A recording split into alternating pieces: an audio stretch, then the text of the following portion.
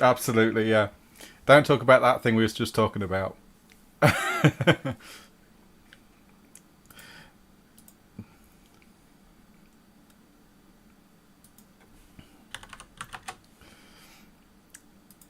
Okay.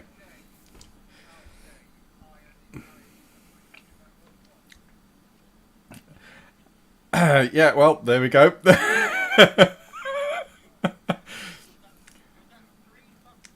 That's post button, yeah. So, hello, potential advertisers.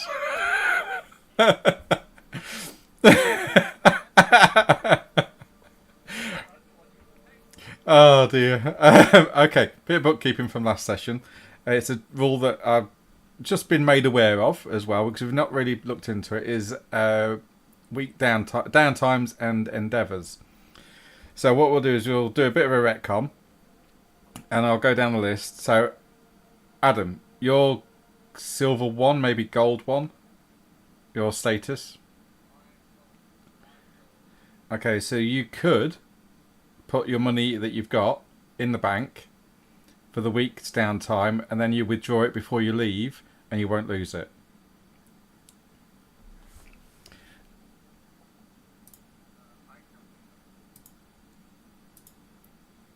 Okay, hang on. Let me just. There we go. Now, Chris, what rank are you in your status? Status or well, Niklaus. Yeah, Niklaus. Chris is very low. Status. On your character sheet. Yeah, he'd be class. Oh, no. Yeah, status thing. No. I'm looking. It's between your IQ and your class. Oh, right, okay. Silver one. Okay.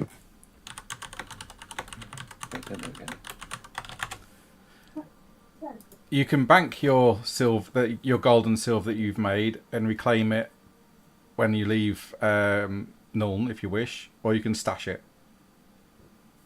Why don't I want to take it with me? Why don't I want it on me? Well, you can take it with you if you want, but you can leave it in the bank if you want.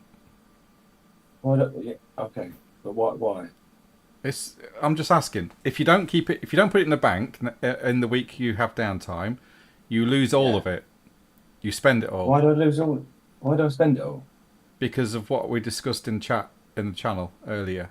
You live it large, essentially, spending it on drugs, booze and food, lodgings, repairs, training and everything. Let me go to that. Why do we do that? Hey? Because we're doing endeavours. You're doing endeavours. So you went training. You went training, so that's a weekly endeavour. That means you will lose all your money unless you bank it. Oh wow, that escalates quickly, doesn't it? I'll bank it. Yeah, it's in the core rulebook if you want to look at it. If you're a low level class status, you're fucked, basically. So yeah, you then withdraw it when you leave the city, or you can leave it there and get a promissory note, which is basically when you get to another city, you can withdraw it there based on that note. That might be a good idea, actually. Well, what happens if I randomly need something on that? Well, then you just take a little bit with you. It basically gets rid of the encumbrance of the gold and silver. Oh yeah, I suppose it does, doesn't it? Actually. So. And if you get robbed on the road, that 9 times out of 10, most people can't read or write in this world, so they're going to look at that note and go, "That means nothing to me." Do you know, I'm more for the person that tries to rob me. But cool. Yeah. So it's up to you how much you want to keep on you, but make a note of what you've put in the bank. Yeah, I'm just trying to find that. Okay. We get to Tromsø. Oh, fuck, that's me. Yes. What status are you? I am also silver one. You can put it on in the bank and withdraw it again if you wish, or just withdraw parts of it and keep the rest in the bank if you wish, and you'll get a promissory note. Just keep a note of it. I will. Yeah, I'll pop most of it in the bank. Okay. And then we get to Gismar or Scott. What is Gismar doing? I am silver one as well. Oh, Although at the beginning of the week, I had no money, so I only got it after we did stuff. yeah. So, but I will bank. Bank it and get it most- back. I'll bank. Yeah, Okay. I'm trying to. We're all bankers over here. Yeah. I could have told you that. Okay, good. You're currently at Kemperbad. Now we've got that bit out of the way. I'll catch up with Steve when he comes on. And I've Joel. got great news. What's that? Steve's here. Oh, hello, Steve. Are you coming into game, mate? Is he still has to be silent? To be fair, he could just be muted while he deals with kids. Oh, okay. Yeah. Fair enough. Probably just- yeah. I know he says he'll be May listening. not having. Hold on. He's a Durox is silver 4. I guess he'll bank then. Yes. Yeah. Okay, cool. He says on Discord he's on his way in. Oh, okay. Bloody hell, he's richer than me. Okay, so we're just doing a bit of bookkeeping, Steve. You're not much, mate. Essentially, you're silver 1, so you could bank all the coin so you don't lose it, and then withdraw it all when you leave the Norn if you wish.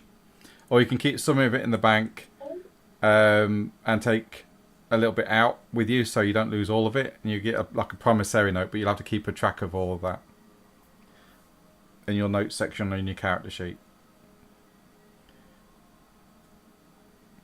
I just put it as new money, so it says brass pennies, gold crowns, silver shillings, banked money now. Okay, so if any of you have lost resolve, you can get 1 point. It can never go higher than your resilience, however, because you saved Father Marcus Hooray. from the flying bird attack. So if you lost resolve, you can add 1 point in, but you can never go higher than your resilience unless you have a special talent that allows it.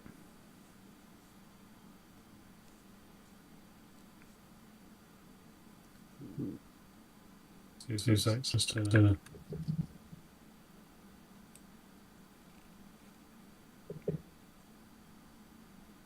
a note of how much gold I've got. Yeah, okay, mate. What did you say? We gain. Okay, my resolve. We don't gain a resilience. We gain a resolve. He said, yeah. Yes, it can. Okay. It can never go higher than your resilience, however. So yeah, my resilience is 1, so I've still got 1 resolve. That's fine. Okay.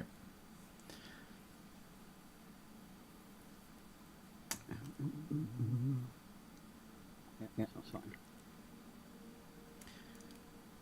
All right. So you're currently in Kemperbad. It's night time. The barge has docked up, and you're free to spend a nightlife in Kemperbad tonight if you wish, or we can fast forward tomorrow morning. Can't think of anything. We've been to Kemperbad recently, haven't we? There's nothing much for us to do there. Okay. I will fast forward then. We push Rin overboard. Yeah. Yep. I thought I got rid of this weather thing. Oh no, it's happening again. Yes, I know. Give us a sec. Weather. I need clear weather.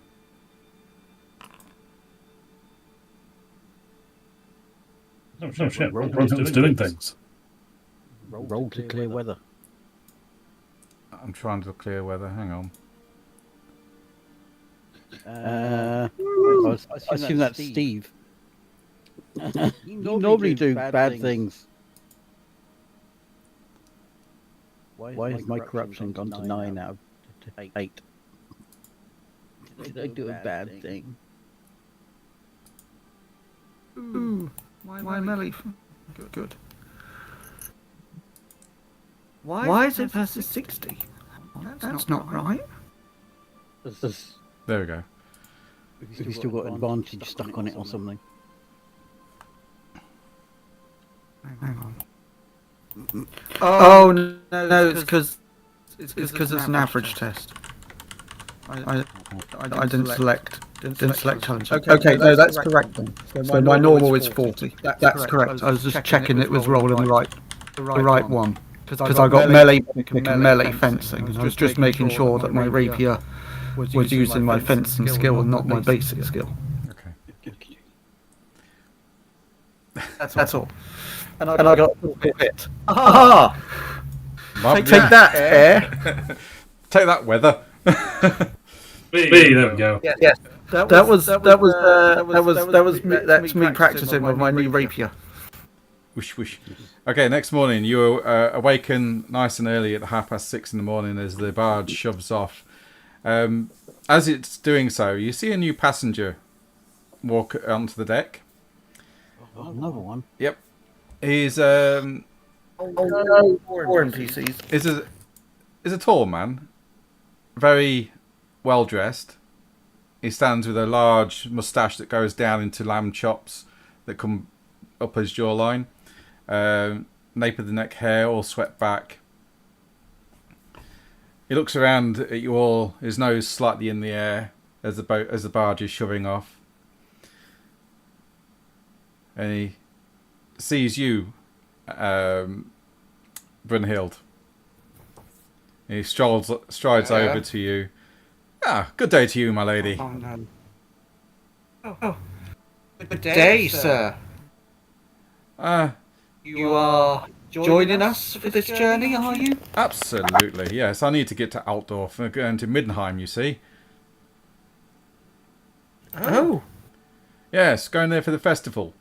The Northerners are a bunch of balls usually, but this is the only week, the festival week's the only week they let their hair down and they actually have a smile on their face. Sorry. Introductions. I'm terribly sorry. I forgot to mention. Alex Ison at your service, and he does a low bow towards you. I shall do a curtsy. Lady Brunhild Wuppertal. It is a pleasure to make your acquaintance. Pleasure to make your acquaintance too, my lady. But must say you're travelling questionable company. You're just put that name in chat for us, Rob. What, the name? Yes, please. Sure. Just. I remember hearing it. I have no idea what it said. Thank you. Alex.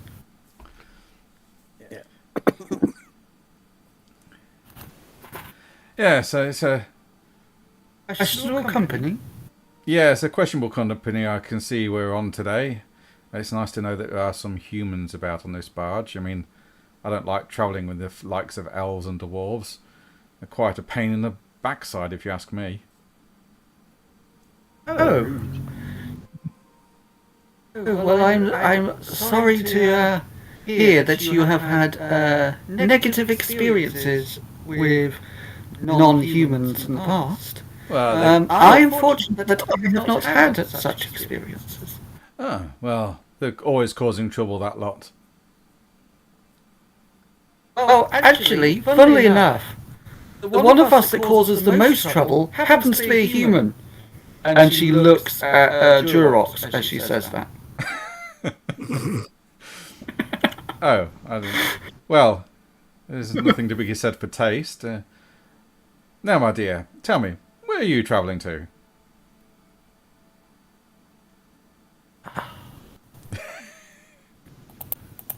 Yes, I agree with you, but I have a reputation to uphold.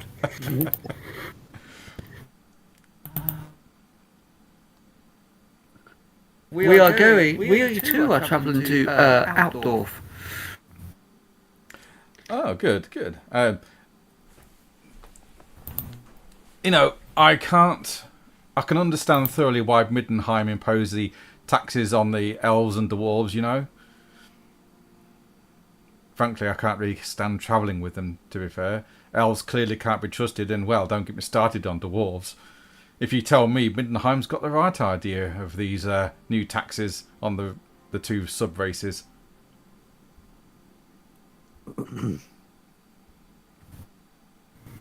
I make sure I make a clear path for Trunzel, doing my dutiful aid to dwarves. I clear the road. He's not quiet. He's certainly not quiet. Oh,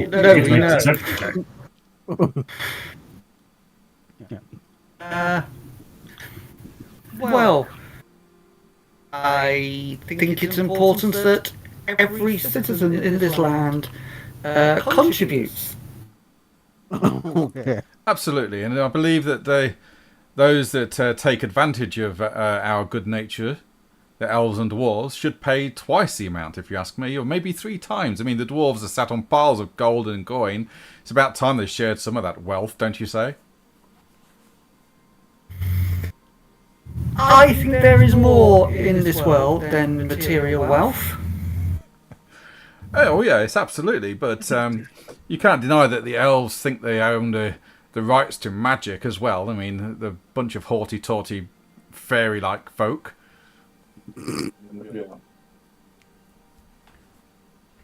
I think our mages do quite a good job at utilising magic, don't you think? Only the humans, yes.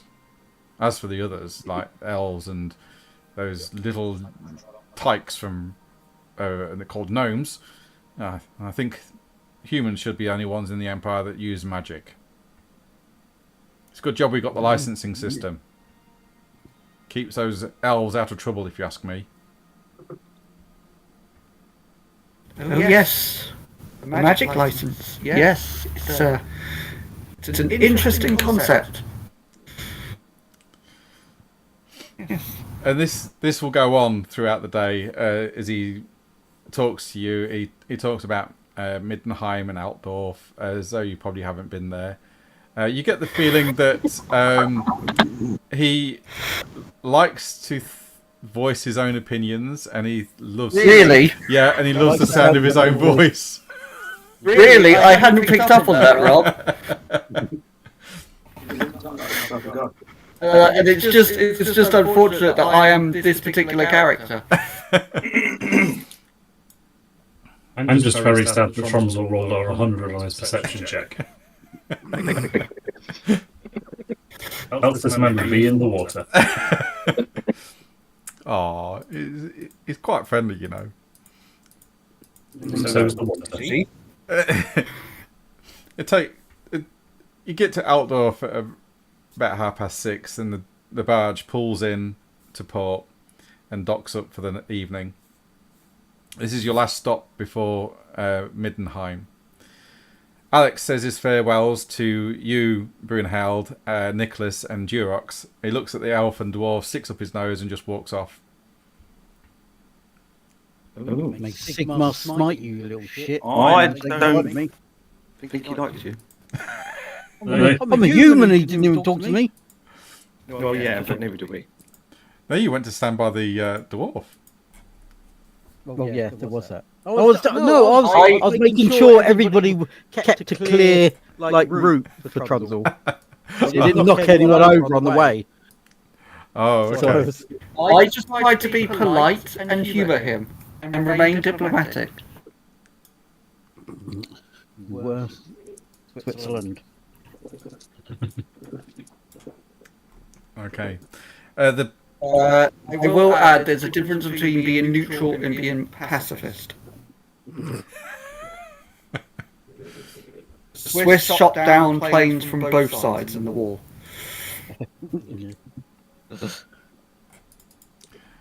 Okay, just gives a sec. I've got to do something with ALO. There we go. Wow. Have you got 2 slaves now? No, I can't get rid of them. Once on the group movement, for some reason, they're stuck. Oh. I can't get rid. Not a problem. So yeah, don't forget. It's just so I know where the group is, essentially. Yeah. So currently you're in Altdorf. It's evening time. The captain of the barge, as you disembark, he says, "Well, thank you for your custom. Unfortunately, this is the last stop for Middenheim. From here, you're going to have to get a coach if you wish to travel north, as none of the riverways head that way. I'm terribly sorry about him," he says to all of you. He says, "But the coin was good. If I knew he was going to be such an arse, I would have chucked him off the boat." Off the boat. Do not worry about it. Yeah, I'm terribly sorry. I'm It's sorry. not it's your fault. I did try to get him away from you, Mistress Brunhild, but you know, piloting the barge and looking after the crew and whatnot, it was kind of difficult. But you've been an angel. Thank you. Well, fortunately, I've had experience dealing with his type. I have learned how to block it out and contain my emotions. Good. Well, safe travels to you in your way to Middenheim, miss, and all of you. And if you ever need another barge to sail the Reich, just look me up. Captain Flinders.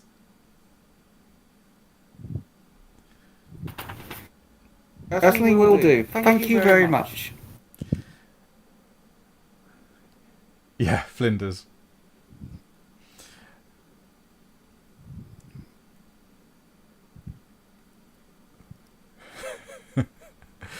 Yeah. Is his first name Matthew? No. Okay. No.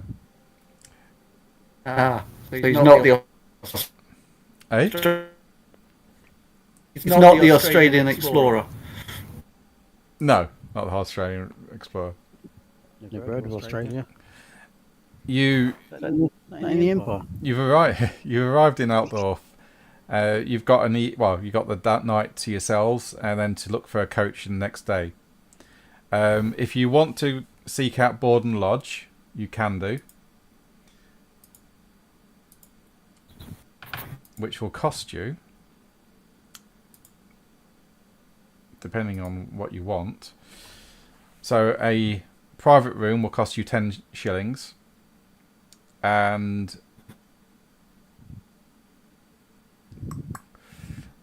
a meal will cost you a shilling. What about a group room? Or if we all just like pile into one or two rooms? That'll be 10 brass. A common room will be 10 brass. Cool. So I'll chuck 2 shillings over to barkeep for space in a group room and some food.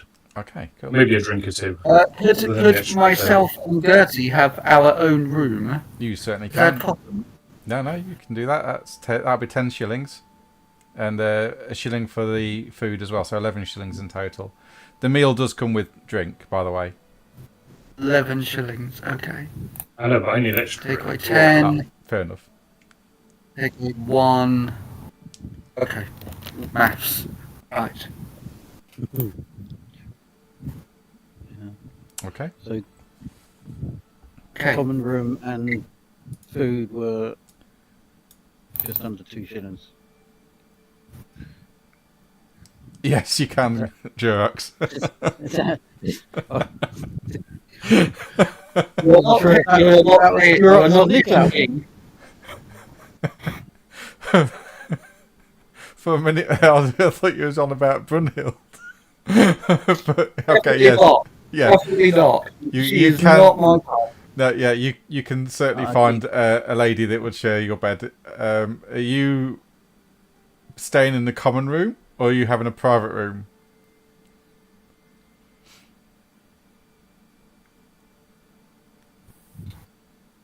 Okay. Now, whilst you're in Altdorf, it is a bit late in the evening, but there are some shops still open. There are some new items that I have access to. Some new potions as well, if you want any. If you look under Winds of Magic, if you've got it, there are... What is it? Magical artifacts, magic potions. And if you go to catalogue of potions, you can actually get a catalogue of them all and see what they all do.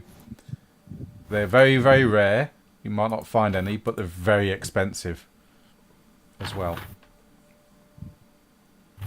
Apparently, I don't have permission to view the sheets. Oh, hang on. So if I do this, configure ownership. Oh no, don't let Chris look. It says magical creatures. He can't have it. He's not a mage. You should be able to see it all now, Chomsel. There's a Still no. still no. Oh. Oh, are you looking in journals or compendium? Journals. Oh. Oh no, I was in compendium. Have a look in journals. Yeah. Look, you want to be under magical artifacts and then Yeah. catalogue of potions. You can see them all there. No, still no. Still no. Oh. Hang on. Can I do this? Can you see it now? I can see it fine.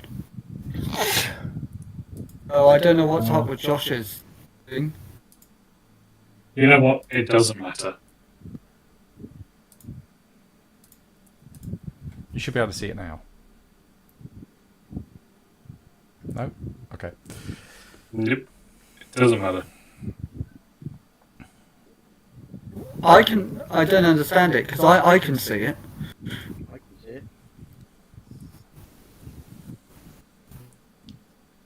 Go down to catalogue of potions, and I click on the potions, and nothing happens. Oh, hang on. Oh, no. Yeah, it's got the eyeball. Oh yes. Yes, if I click on the potions in the catalogue of potions, yeah, no, nothing comes up. Right, that's what I was trying to do. Oh, okay. Hang on. I know what's going on. Right, I thought you could see the catalogue. Sorry. I can see the catalogue. Just can't open it. Boar's Musk, No. Channel Path Potion, Debauchery's Friend. Hang on. Oh, That's Joe Rox's one. yeah. He's This up is- to late, I A think. bit late for Agatha. This Oh, is no, right. another one. Now you Durex. should be able to access it. No. Still no. Oh, look. If only Agatha was here. Nectar of Still Beauty. no. Oh, we've got Bongo's one. Potion of Invisibility. So somebody's got it. Yeah, I can see You know, it doesn't matter, Rob. I don't think we can afford them anyway. Okay. Actually, I can see everything, really, that I probably shouldn't. What? Because I know I'm supposed to only probably see the one that has the eyeball, which is the magic potions, but I can see the grimoires and everything. Yeah, that's fine. I'll panicking for a minute. You shouldn't be able to see power behind the throne or anything like that. But yeah, grimoires and fine. Yeah. I did that. Okay. Father Marcus says, would you care to escort me to the Grand Temple of Sigmar, please?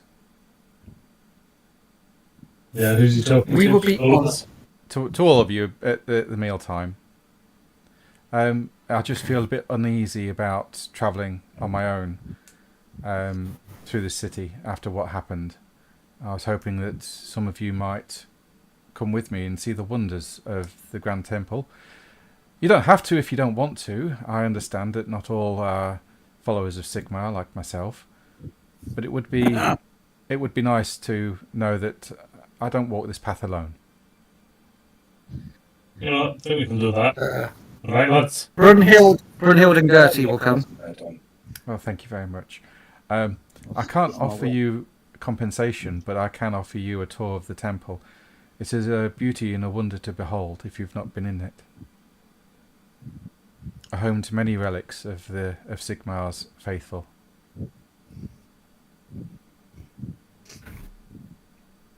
Ooh, I'm doing my thing.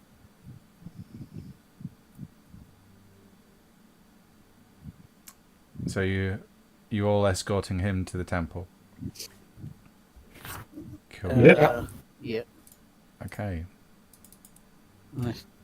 Well, Except Durox, because Durox is...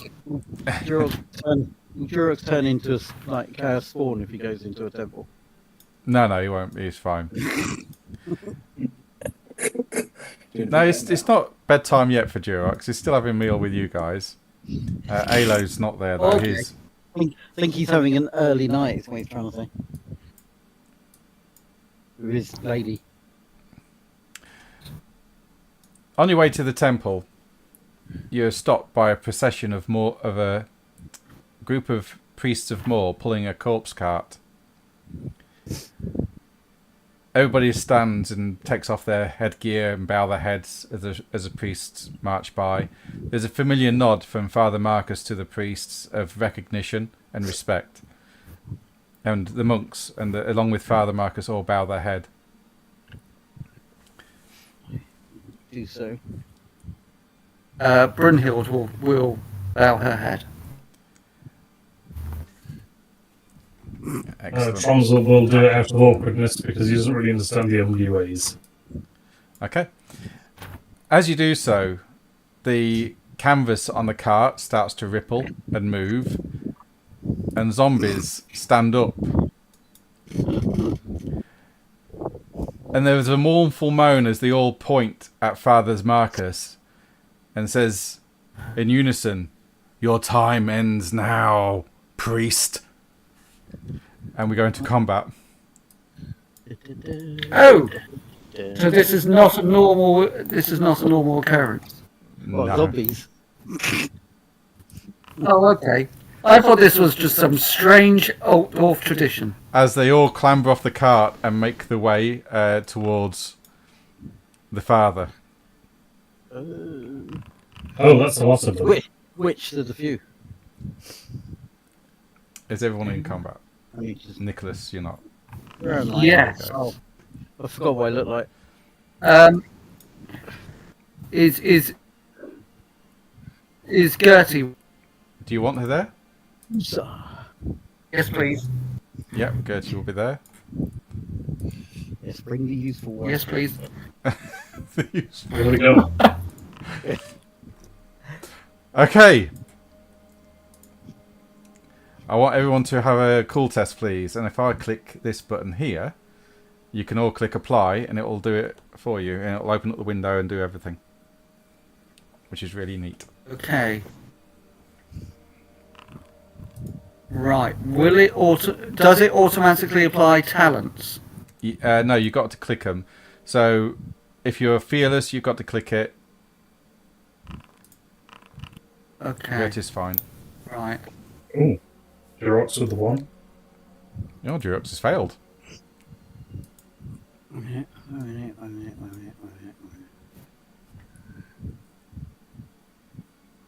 No, Durox. Oh no, that's passed. Sorry, I was thinking of you got a 1 success level.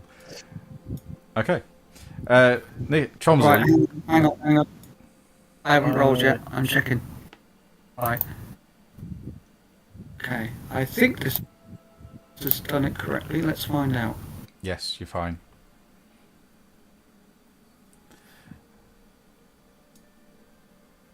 Okay, Tromsø, you're... Has that done that? Yeah, you're okay. It's done it. I think you only put fearless on there to help yourself for when I do my thing. No. I think you gave it to all of us. No. Fearless fine. means that I get to add 1 success level to oppose my enemy's intimidate, fear, and terror when I make a cool test. Oh, against hang them. on. Yeah. There was a blessing, wasn't there? Yeah. Because I've got it, and I'm pretty sure I didn't have it before. Yeah, But I can shouldn't be turn there. it. Obviously, it's. no, you would have passed obviously anyway, so you would I have all can do the passed. blessing. I think I failed. Yeah, you did, but everybody else passed. I mean, Well, Nicholas I'm gonna passed, Gertie passed, Durox passed, Tromsø passed. Yeah, so they're all okay. Is this a runaway one? Yeah, Or is this we're all just Okay, Tromsø.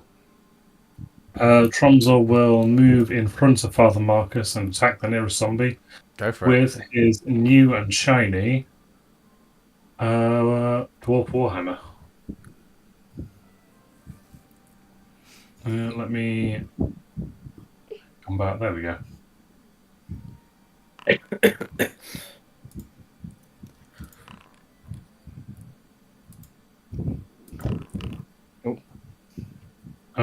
Let's just see, Rob. What body? I'm trying to remember hit locations. They're not coming to me. If I'm minus 20 from the hit location, I don't hit the head, do I? Minus 20, that would be a 0.7, so yeah, it would hit the head. Oh, I'll do that Oh, okay. So, because I have the Warhammer. The Dwarf Warhammer has a thing. Is A it already pummel. dead? Did you call shot then? No? You got the call shot No, if you want to hit. Do I? You can Yeah. you can. He's got a thing where you can move it up or down. What, Yeah, so- I've got the what's the thing? Careful strike talent. Oh, okay. Yeah. Oh, okay, yeah, fair enough. Okay, in that case, then I'll re-roll the critical. Dead anyway, isn't he? This is a zombie. Yeah, I think we make an opposed strength and endurance test. If I win, they gain a stunned condition. Yeah. So, toughness, isn't it? Strength / endurance. Yeah, So yeah, they haven't do got. I make strength? Yeah, you make a strength. Cool.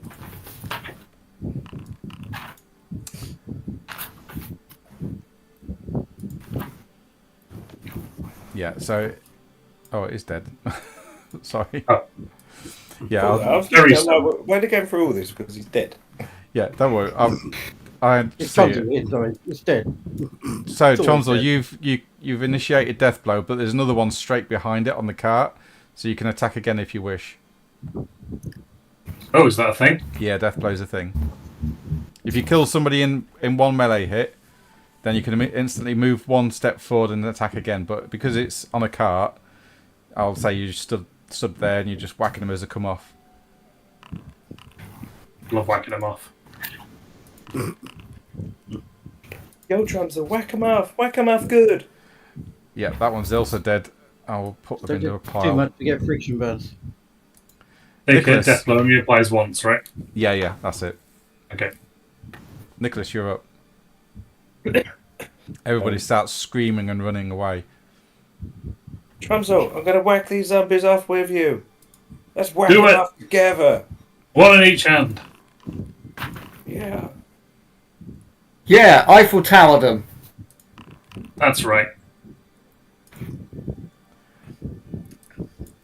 You can also do the same, Nicholas, if you wish. Yeah.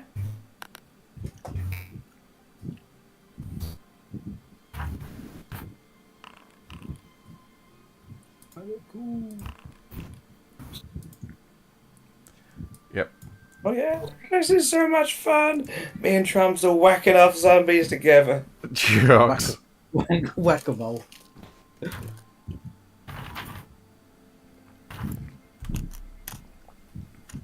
Hello, can you hear me? Yes, we can hear you. Yeah. Oh, wonderful. Is it my turn to attack something? It is, mate, yes. In that case, I want to whack off a zombie, Okay. just like everyone else. You hear That you hear the zombies all shouting, Father Marcus, the Grave Lord will have his vengeance. And they all shout in unison, Grave Lord!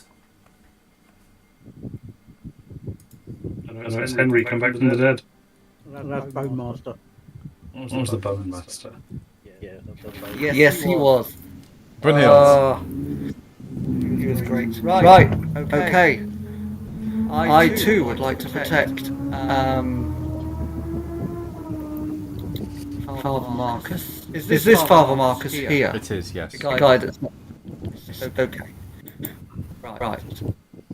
Okay.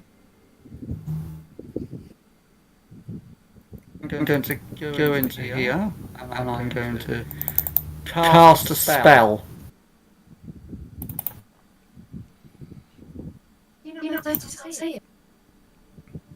I shall cast the spell of Impale.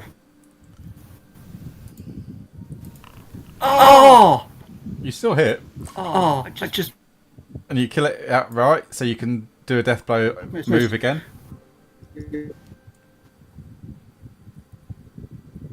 Oh, good. Then I shall. I shall now target the next zombie.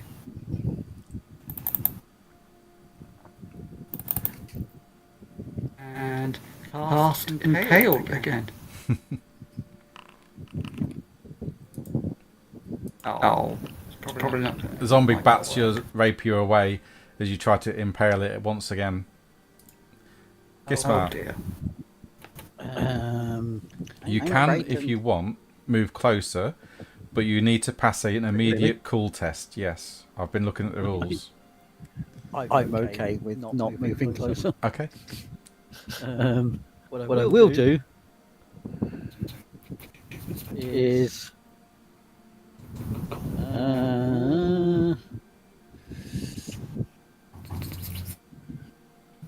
I'm going to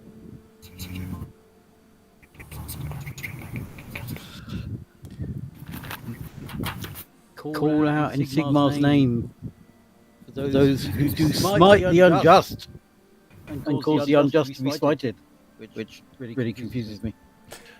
And see if I can do vanquish the unrighteous. Give everybody hatred of undead. Ooh.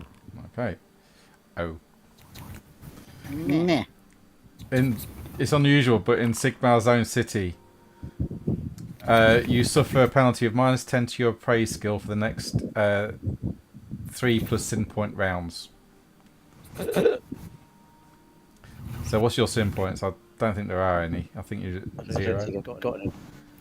Is that corruption? No, sin points are under religion. Oh no, I haven't had any No. negative. So for 3 rounds, you're at -10 for praying. Rude. Gertie, Trust me, it can be a lot worse than that, Scott. certainly can, Yes. yes. I could not remember how to reload a crossbow.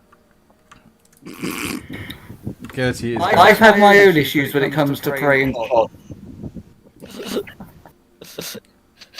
this Adam talking or previous character? This is Robert's ghost talking. Good on brother. And you see Gertie come charging in and take down one of the zombies on the cart. And instantly line up another shot with a dagger. Oh. So I've done the call test at the end of the round. Yeah, well, it's not round the round yet. Oh, yeah, end of the round, and I go. Yeah. Okay, this zombie is going to attack Gertie. Because that's the No! that's the person just done it the huge amount of damage. Question is, shield dodge.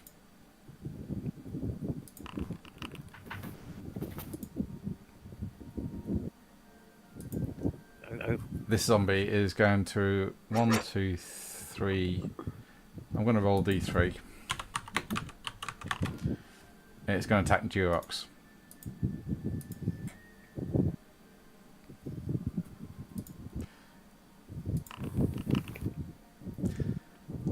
Durox?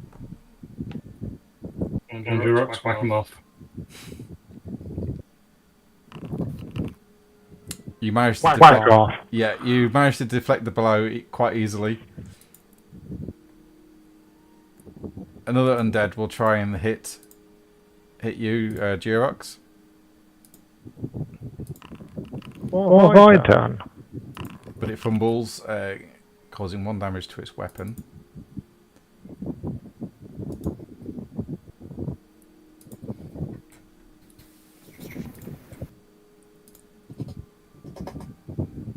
That'd be this.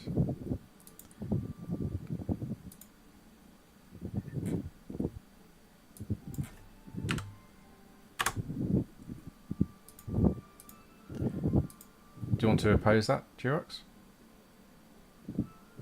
I haven't got a... Oh, was it that second one? Yeah, the second one that's attacking you. Oh, sorry, that was me. I was sat there waiting thinking that. Okay.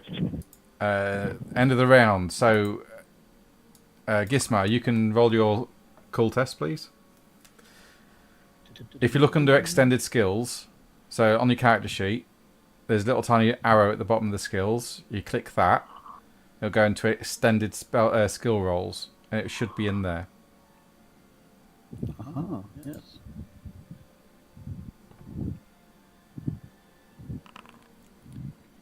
Nope. Okay. So top of the round, we go to Tromsel. Okay, I was just about to type in Discord, but I need to step away for a sec. Right, take my turn and then I'll run away. Okay. Actually, I'll stay where I am because I'm defending by the markers. And I will continue to whack off zombies. And you certainly do, as you kill another one, opening up a space on the cart to move in and whack another one. Alright, I jump into the car and continue my whacking. The streets are now empty. There's nobody there. As the last of the... Nope, one left. Nicholas. Oh. Alright, back in a sec, guys. Okay, mate.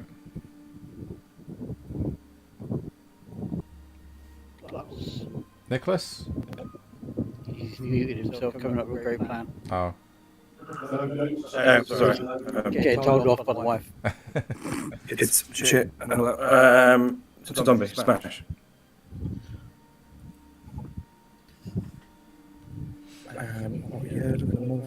Oh, face die.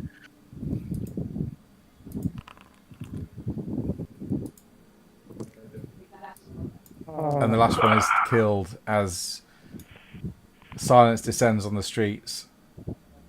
Oh, is that it? Oh, you no, realise- where are the more zombies? You realise that the crowds have all dispersed. The priests of Moor stand there aghast at what's happened. They turn and look at you.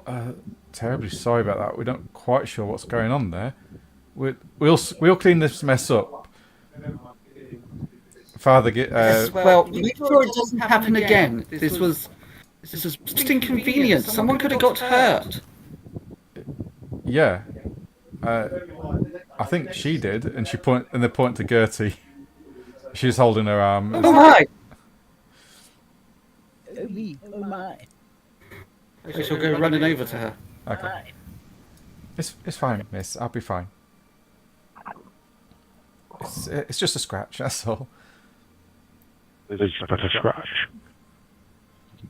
Gertie turned into a zombie. Father, If anything should happen to you, Gertie, I should be responsible. I was just trying to help you, miss. I will be a little bit more careful next time.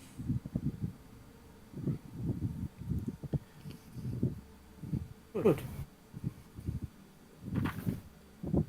Father Marcus and the two brothers help the priests of Moor put the bodies back on the cart, as the priests of Moor then start to do a ritual over them to make sure this does not happen again. And he turns to you all. Well, after that little bit of excitement, shall we proceed to the temple? Probably best. I don't know. Sounds Why, good. Lead on! I don't know There. why it was after me. It seems incredibly. I don't know what's going on. Actually, it tends to follow Well, us anyway, so I won't worry. it seems that you have upset somebody, because this is the second time Grave Lord. non-human creatures have tried to attack you. Yes. I don't believe in coincidence. Well, once I get to the Temple of Sigmar, I should be safe. I will stay on the grounds there until whatever this is past. Maybe it's the time of the month. I don't know. I'm going to have to look into this. What is that supposed to mean? I don't know. Maybe it's a bad moon or something, and like some gods got it in for me. I don't know. Maybe they don't want me to complete my work. We best move. Say, This place might be cursed to stay any longer.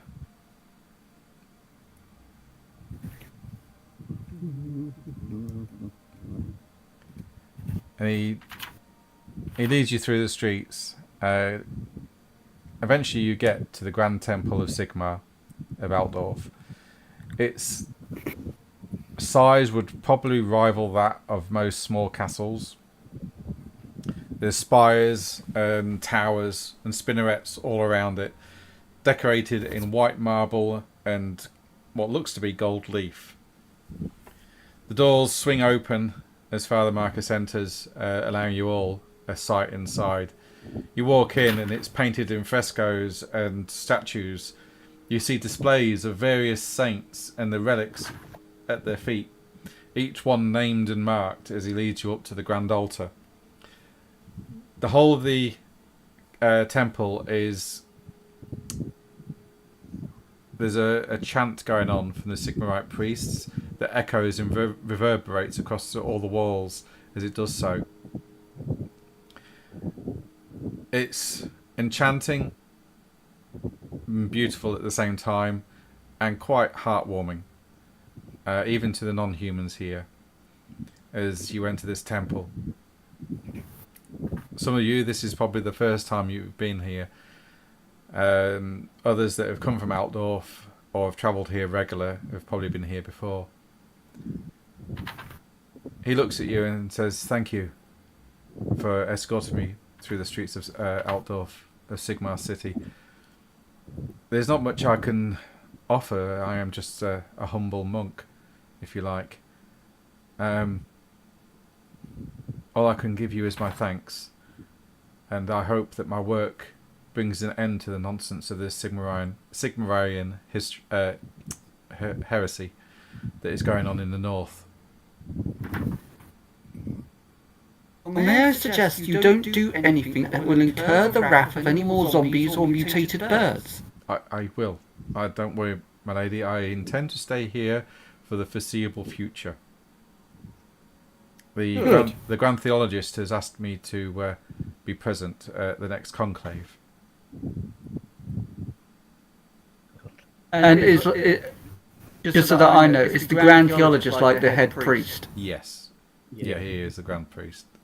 Right, okay. And you can actually see him in the temple. Is ministering other people. Currently, he's not actually spotted any of you yet. Okay, well, I wish to approach him. What, the Grand Theologist? Yes. Father Marcus, it would be rather inappropriate. I could introduce you to him, if you wish. Yes. That would be most agreeable. Okay. And you follow me, and he walks up, and he stands behind the Grand Theologist for a while, quite silent and solemnly. It's about 5 minutes goes by before he actually acknowledges and notices Father Marcus there. He turns and looks at him. "Father Marcus, good to see that you're here." "Yes, the journey was rather fraught with danger, Grand Theologist, but I won't bore you with the details now.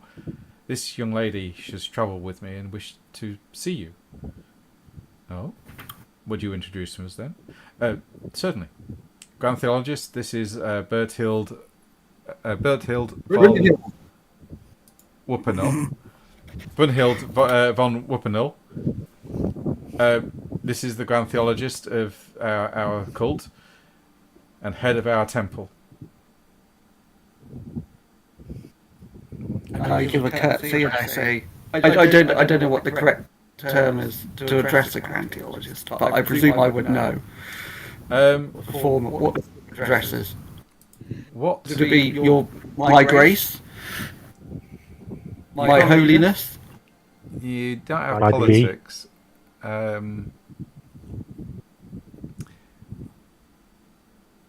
Let's see. Etiquette. Yeah, there's no etiquette. Etiquette culture. Oh, that's me. Yeah, that's you. Roll intelligence. Just base intelligence -10. So it'll be difficult. Okay.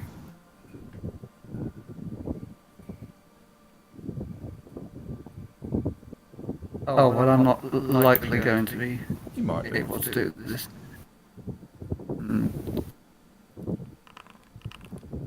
No.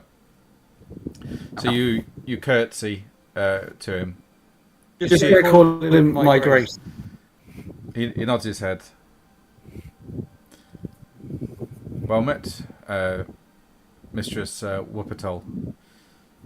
What do I owe this pleasure? Well, I would like to bore you with the details of our journey, because I feel it will be of interest and relevancy to you. You do notice Father Marcus just go pale now, and he stands there aghast looking at you, eyes wide. He's not saying a word, and the Grand Theologist just keeps looking at you. Really? And how was the journey? Well, we had 2 incidents in which our mutual friend here, Father Marcus, was attacked by some unsavoury creatures. The dangers on the road First are time. well known. Oh yes, but these were targeted attacks. The first one occurred when we were in the barge on the river, and he was personally attacked by 4 mutated birds. It only seemed to go after Father Marcus. The second time was just now, out on the streets of Altdorf, where Father Marcus was attacked by 4 zombies that rose up out of a wagon of dead bodies. And they mentioned, what was the name they mentioned? Was it the Dark Lord or the Grave Lord? Grave Lord. Grave Lord. Grave Lord. And they mentioned that the Grave Lord was most displeased with Father Marcus. You expect me to believe this story? Wow. Now I'm offended. I vouch for him. Oh dear. Oh, it's gonna get worse. Well, Roll charm. I'm telling you that is what's happened. If you don't believe me, I will stab you with my rapier. I don't say that. Just to clarify. Yeah. To clarify, I do not say that. Yeah, just roll charm. This will be. Can I use my status? Yes. Can I use my status? Yeah, you can use your status, but this will be challenging because he doesn't quite believe you. Okay, so challenging. Let me see. I can, because I've got a talent for that. Do I? Oh, it's not an activate button. Okay. Right. I think I need to put it in here.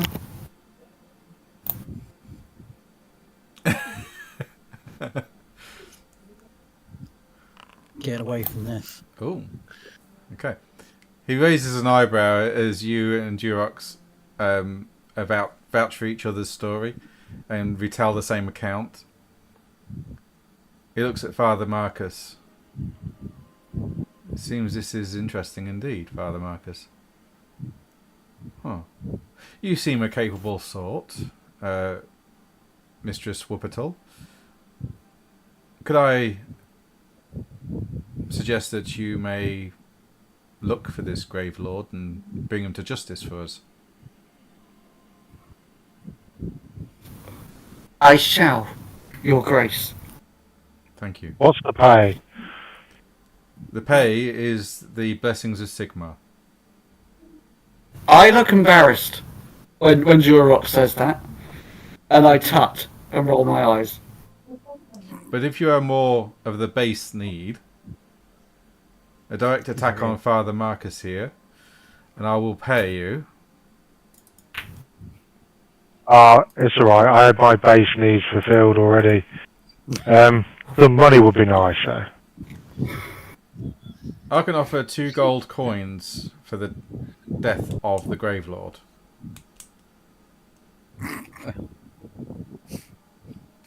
2 gold each, that sounds nice. Happy days. No, 2 gold total. What? I don't even know if this Grave Lord exists. I believe your story, but as for a targeted assassination attempt on one of my fathers, I find that quite exotic. I find that quite cheap. He's wearing about 2,000 gold just on one finger. Eel. And he spits in his palm of his hand and holds it out. He looks down at it, turns his back and just walks away. I'm going to turn to Durox and Nicholas and be like, you two, you just need to shut up, okay? You was going to get ripped off. I'm not doing this for the money. I didn't even want to take on the job of fighting the Grave Lord. I just wanted to tell him so that he would protect Father Marcus. Oh, why didn't you say that? Communication is key. Never mind. Look, you get a bit of I dosh out didn't of want this to now. take on another job. We've already got a quest. Uh, God, Yeah, but the love of Sigmar. Now we've got to find whoever this flipping Grave Lord is. yeah, it won't take long. I want to go to Middenheim And Just be stressed. and confront the corrupt noble. That's all I wanted to do.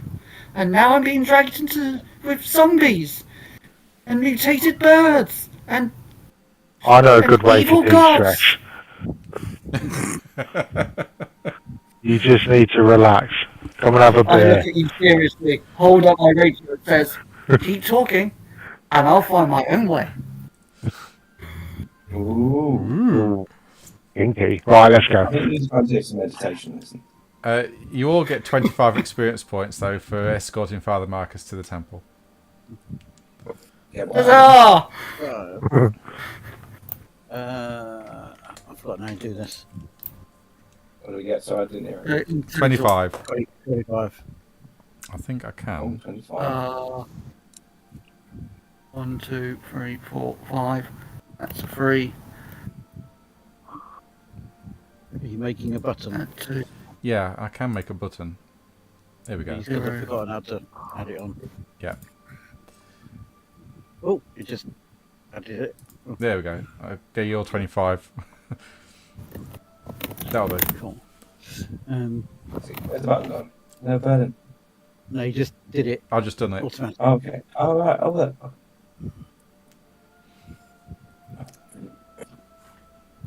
Why can't I change that then?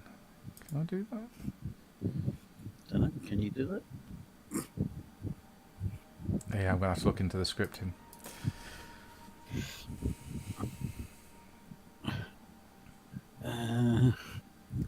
Oh. Okay, so you all head back to your lodgings for the night. I've slunk off to go to the statue. Of Sigmar. Yeah. Okay. And obviously I'm gonna pray, and I should have probably prepared you to. It's only vision time. Are you praying for a vision? Yeah, just to Yeah. Okay. see if that helps with this whole Grave Lord situation. Yeah. Roll intuition. You're on holy ground. Oh, my intuition sucks. Is it average? Yeah. This will be average due to where you are and what you've just done. Okay, if I have 2 out of 3 in my holy visions. Yep. Add that. So when the dialog box comes up, click on that so it's highlighted, and it'll add it for you. It's not on there, actually. Okay. Should be. You got 2 holy visions, you say? Yeah, but there's nothing to click on in the dialogue modifier bit. Oh, hang on. Is it under pray then? Nope. Okay, add 2 success levels then if you've got holy visions 2.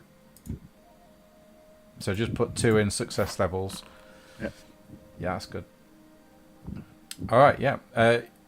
You kneel down at the main altar of Sigmar and start to pray, seeking for divine guidance on the Grave Lord. Is your eyes open or closed? Closed. Okay. Your mind is racked with flashes of light, fire, heat, the stench of death. you see bottles and bottles of wine arrayed all around you, and a skull laughing, wreathed in fire.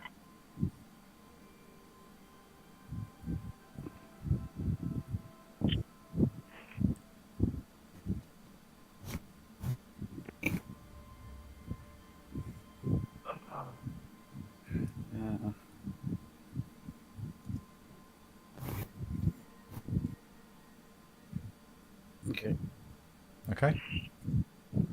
Yeah. Okay.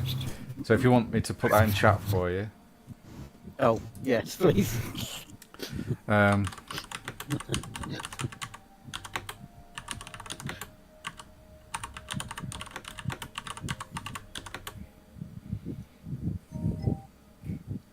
and a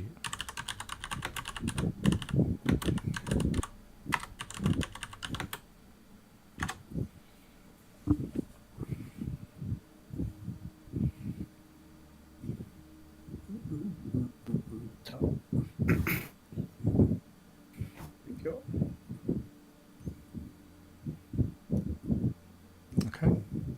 Yeah, cheers. Okay. As you come out of your revive, a hand clasps down on your shoulder. Brother Gismar, I wondered when I'd see you here. As you turn to look, you realise it's the Grand Theologist as well. Oh. My internet went a bit funny. Yeah, it's the Grand Theologist that stood behind you.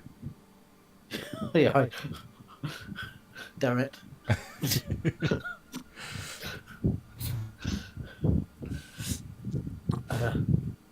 Assume I know what he should be called. Yeah, it's Grand Theologist or Your Grace. Yeah, Grace. Oh, I got it right then. Woo. Just double check. It is good to see you here in the temple. Think I'm just back briefly. I was with the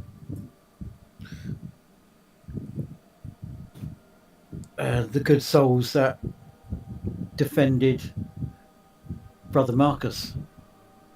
Ah, I see, good. I want you to keep an eye on them. They seem to have their hearts in the right places and seem to be followers of Sigmar.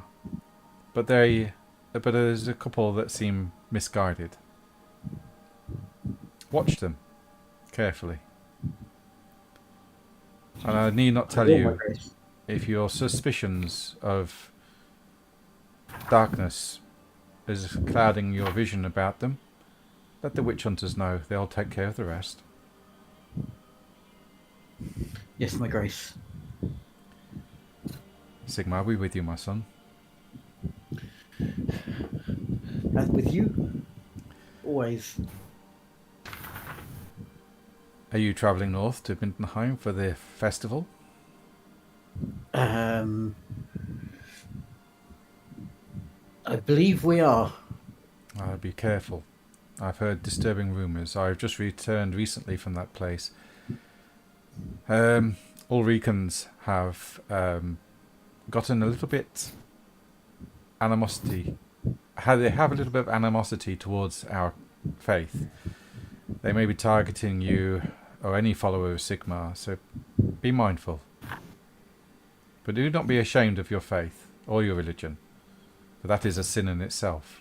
Stand up for Sigmar and its right ways, and he will see you right. Do not fear the wolf. It can merely bark. It is when the hammer falls that they know who the master is. Yes, my grace. Do you want to do a Panic test? No, law. What laws Theology? do you have? Yeah, law theology, and it'll be Theology law, this will be easy because it pertains to your own faith.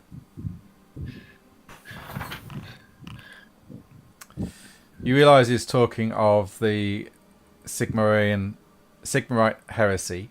What the Ulricans are saying, basically, Sigmar isn't a god. He worshipped Ulrich before becoming a deity, and that the Altdorfers, or the Southerners, as I call you, have placed him above Ulrich. This has created tensions between Middenheim and Altdorf of a religious nature, and the Ulricans are demanding that Sigmar is removed as the Empire's state deity, and Ulrich is put back into place. And this is what they're claiming. You know this from your teachings, and this has caused a little bit of tension at Middenheim. Yes, this is obviously what Brother Marcus was on about before. Yeah. When you went us all to sleep. Yeah. So yeah, you're aware of it all then and whatnot. So yeah, that's good. Yeah. Like I said, be mindful of that one known as Durox and Nicholas. They don't seem to be followers of the faith. And like I said, any signs of corruption, let the witch hunters do their work. They'll take good care of them.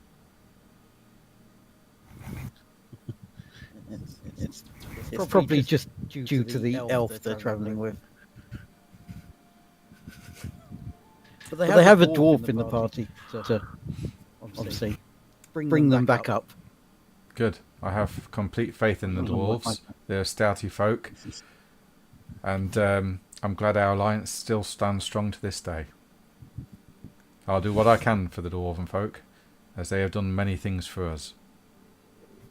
Indeed. May Sigmar be with you, my brother. He turns and walks off. Yep. Kind of quickly, without running, but like fast-paced shuffle back to the others. Yeah. Like, hide. You all head back to the tavern and settle down for the night. And you all group up again. Is there anything you guys want to discuss?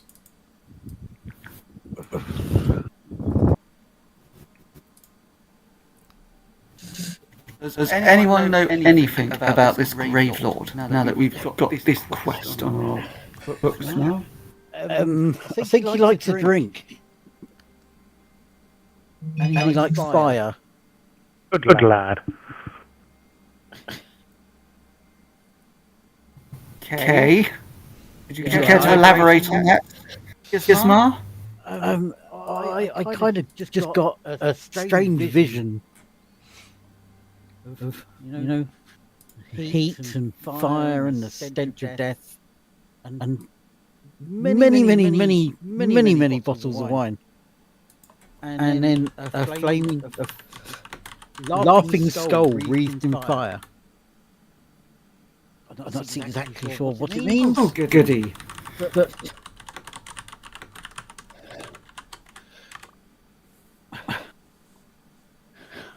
I'm sure it'll become more clear as we go on.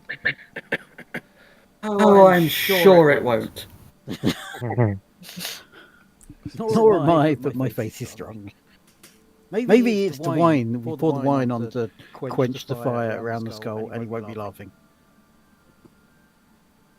What waste of wine. If it doesn't, if it puts out the fire, it must be like non-alcoholic or something. So no one wants that rubbish anyway.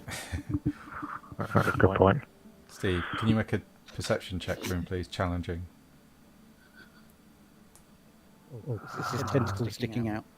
No. Nothing as nefarious as that.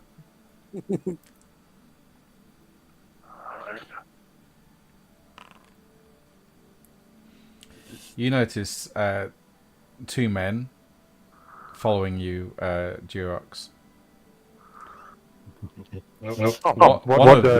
One of them has a purple feather in his hat.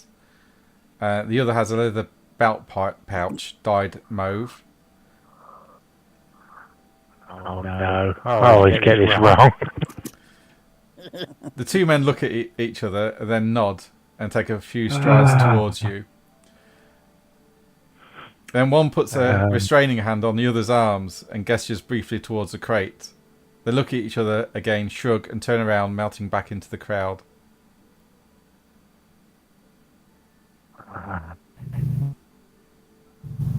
Okay. I mean, he's noted it. Would I be able to notice anything about them that I would recognise them again? As in, like, No. I've clocked what they look like or not?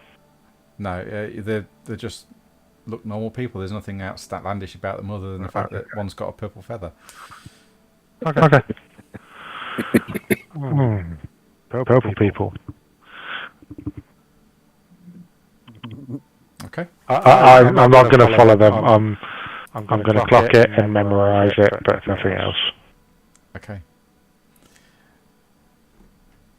Let's see. Here we go.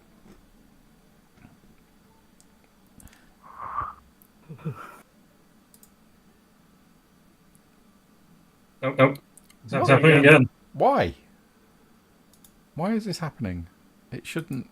I've just got a load of error things coming up saying you cannot change the settings, and then the rain started. Yeah, hang on. Lightning. Thought I got rid of it all. There we go. I'm going to have to look into that one because it keeps popping back up.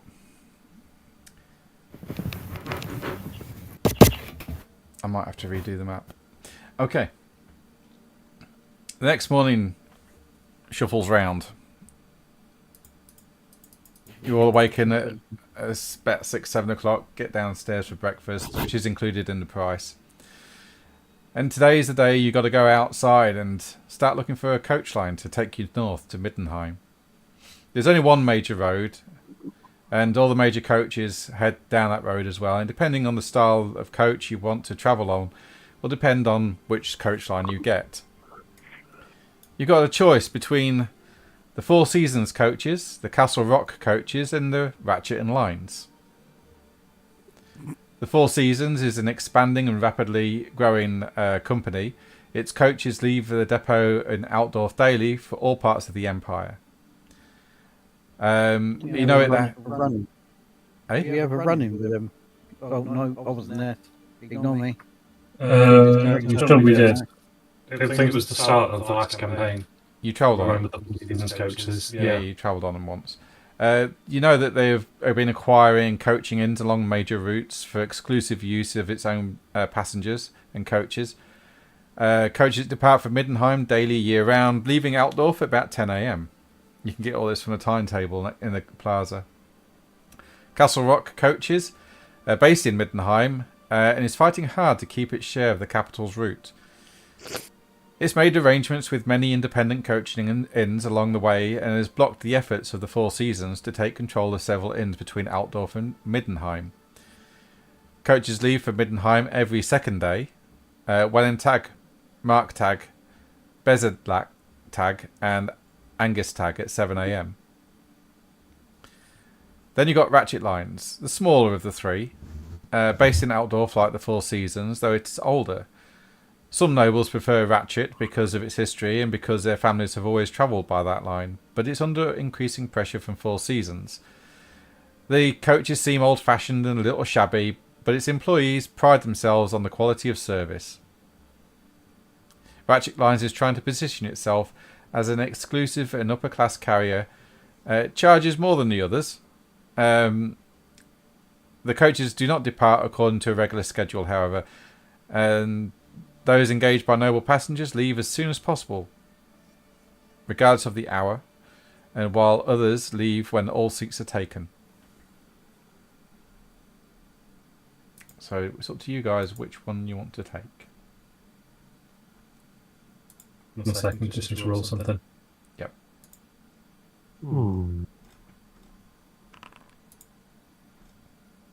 Trying to figure out Castle Rock is actually a rock.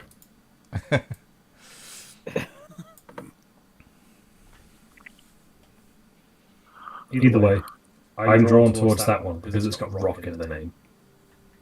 Also, they're from Middenheim, so, you know. worst case scenario, we know where they're going back to. It's not like they're going to double back on themselves and go back to Altdorf or anything silly. And they might be able to tell us more about Middenheim and stuff going on over there. Gross has decided he doesn't care. He's recovering from last night. He's reliving it. It's on loop in his head, and he's quite happy to sit anywhere, really.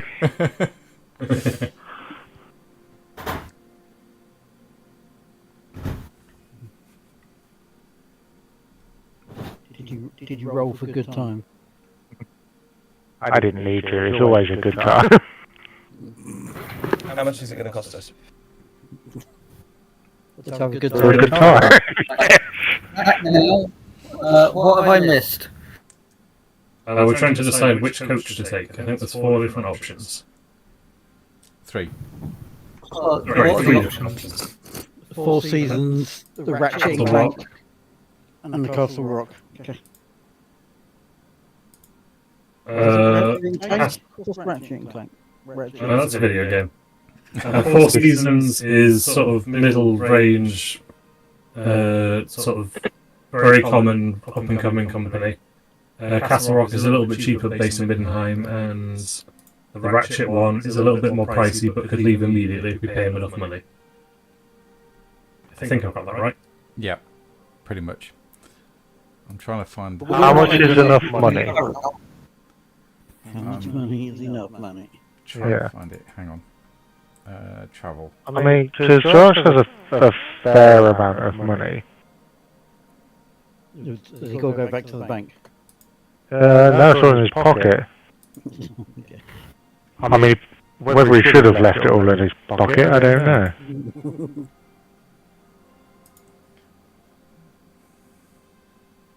I think we just go with Castle Rock, save a little bit of money, and learn about the Middenheim as we're on the road. I think that would be a good idea. Yep. Okay.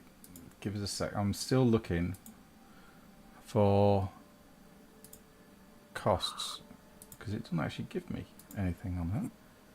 Nope, not that one. I'll have to make up in a minute. I wonder if it's in Death on the Reich. That's better back.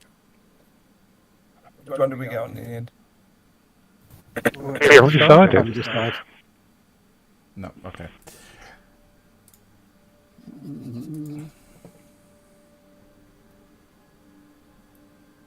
You're going on the Castle Rock coaches? Travel costs 262. What, on the main book? Yeah, apparently.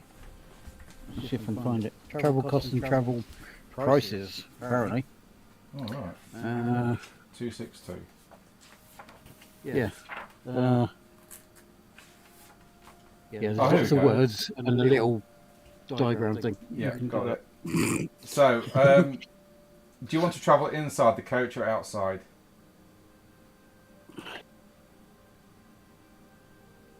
Inside, it's warmer. Yeah, preferably inside. I don't have protection from rain anymore. 2 blasts per mile. Is that called a hat?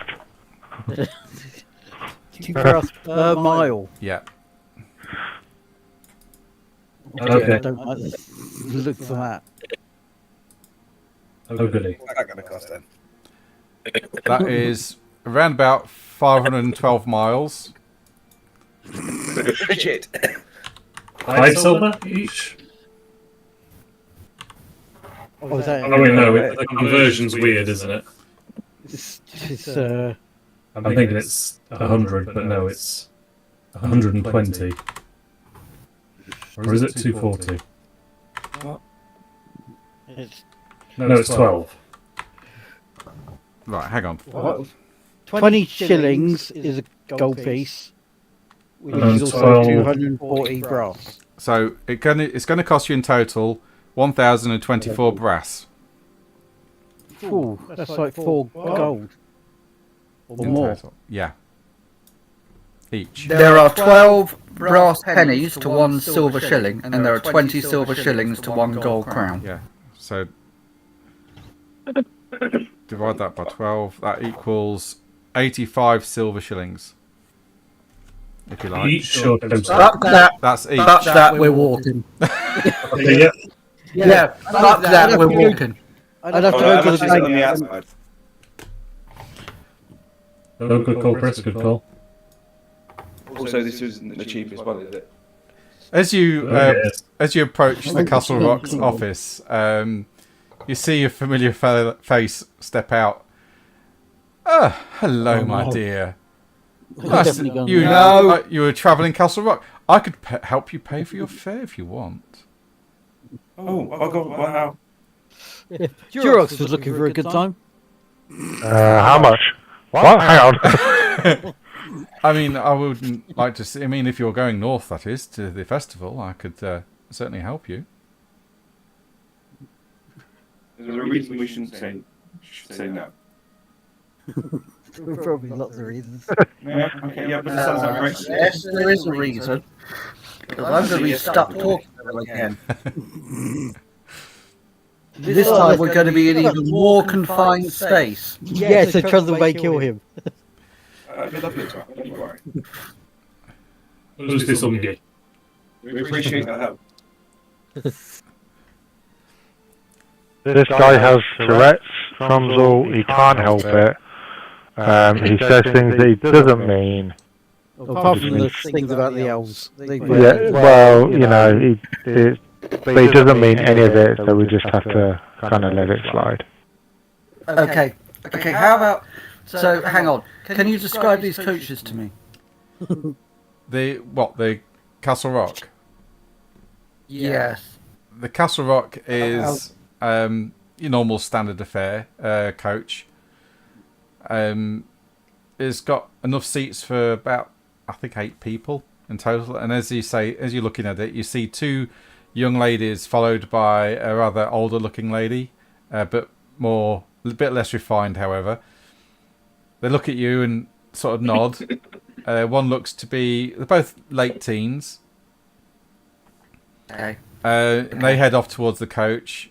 They're followed by a giant man who's got a very sloping brow, very thick, massive jaw that seems to jut further forward than his twisted, flattened nose. And he's wearing a leather jerkin and is armed with a huge axe. Okay. You see a couple of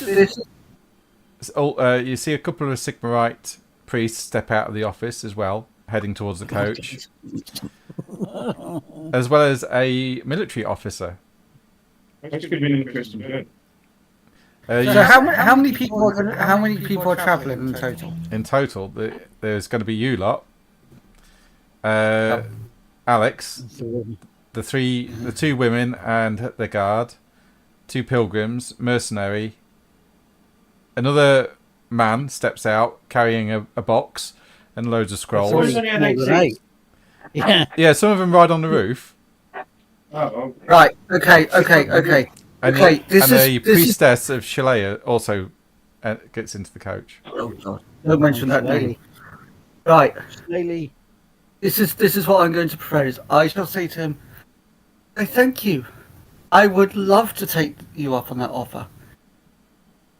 If we can go inside, you and me, and Gertie go inside. The rest of the riffraff can go on the roof. what? Is that agreeable with you? And if any of them protest, I will kick them. I'm a priest. I will still kick you. Riffraff. I'm trying to separate him from the others. Wow. What is riffraff done to it?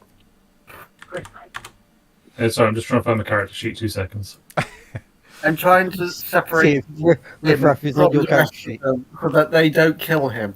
And I'm trying to appeal to him by kind of having his same wavelength for thinking the others are beneath us. I like the way you think, miss, he says quietly, and he whispers in your better place outside for the dwarf, yes, and the elf. I agree entirely. Never mind, I'll help you pay for the fare to Middenheim. It'd be an interesting journey. Thank you. You are most kind. We should stick together, our kind. Absolutely. Oh, I'll be with you in a moment, my dear. And he heads back into the office and buys you all tickets. And he hands yours first. While he's in the office buying tickets, I'm going to round on the others, particularly Tromsel, Durox, and Nicholas. And I'm going to say, you be on your best behaviour. I have just had to grovel to one of the most disgusting people I know in order to get us there. Do not make me regret it. Do you understand? You telling me what to do, Omgi? Thank you. She looks at you and she says, yes, I am. On this occasion, yes.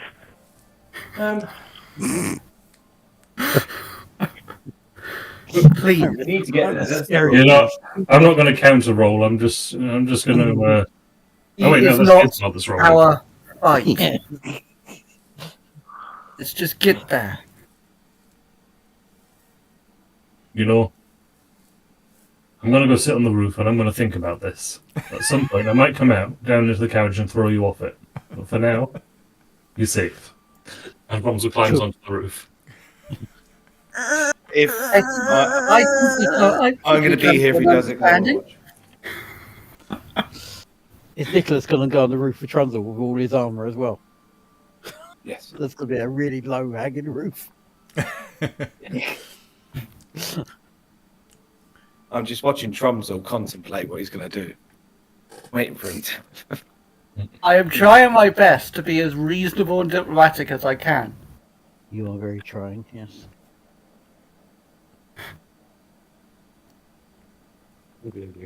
This is a new character trait for me. That's it. I'm gonna climb on the roof as well then, and I'm gonna try and, or as soon as we start heading off, I'm gonna start trying to entertain Trunzel to keep his mind occupied. You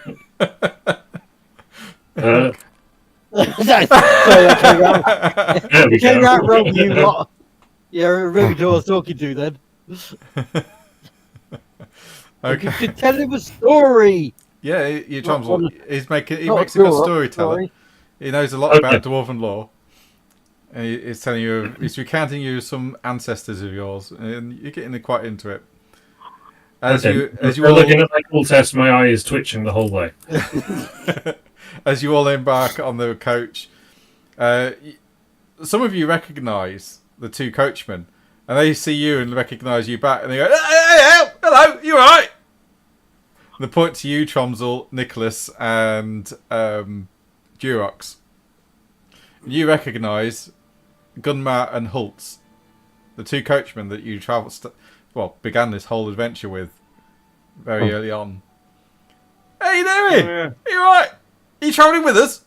Well, we changed company, you know. We were with the Ratchet Lines, now at Castle Rock. I've sobered up. I'm not on the alcohol anymore. Never mind. We can get that sorted. Do you want a beer?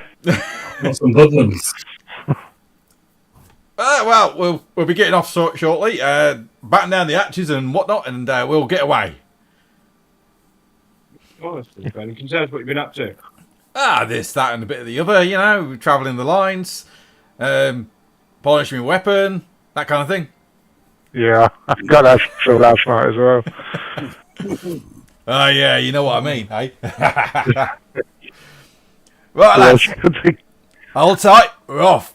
And with that, he goes, yeah! And the coach starts to pull out of Altdorf.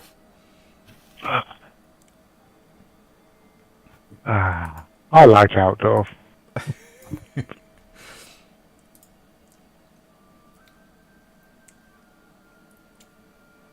Gunther and the Holtz, they say, well, we're heading to Friedheim first, and then we're stopping off in Kuntenholz. Sorry? Pardon? Kuntenholz.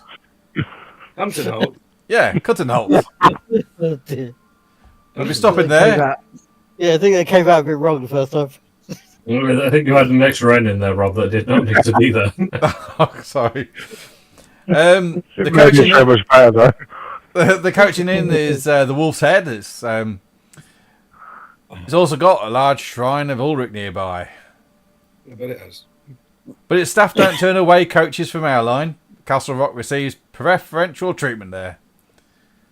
The treatment includes a few little perks, like a room at a 10% discount and food and lodging, and one free welcome to Middenheim drink upon your arrival. Oh, that's a good bargain, isn't it? Ah, that's what we always say. Do I have like a voucher or a ticket I have to take with me? No, we'll vouch for you, because we'll be heading in ourselves. We're stopping there tonight. You get a better discount. Yeah, we'll get it free, because we work for the coach company. Oh, well, that's even better. What perks? My God, we need to get a job at the coach. Ah, it's a life, travelling the roads. You get a nice spousy uniform. Got to buy your own weapons, don't mind. I just got this blunderbuss. Look, and he shows you a blunderbuss. Oh, I've got this new big sword. I'll straight up my new big sword. Oh, that's flash. And then, is there any armor around? I can show him what he does. Yeah. You could show I've got him. this scrap armor. I'm going to go up to people and go, you got this scrap armor? No, sounds. Oh, show it there. That looks a mighty fine blade, that, sir. Well, it cuts for anything. It's beautiful. Oh. Interesting. Bet it cost you a pretty penny, that, eh? I can't remember. Did I buy it or did I find it? Probably stole it. Yeah, most likely. People usually steal those kind of things. No, I didn't steal it. I don't steal stuff. Mm-hmm. I'm pretty sure I thought we found it somewhere. In a cave. Found, stole. Well, yeah, maybe it was stealing. So I guess we took it away from the cave. But not quite stealing, it's, I don't know, treasure hunting. Grave robbing, yes. Yeah. Yeah, grave robbing, yeah. Just a little bit of grave robbing. Grave procuring.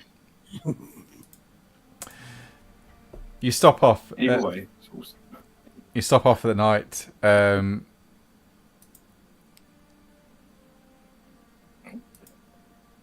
That's good. It stopped. You stop off at Conton Holt's for the night. Did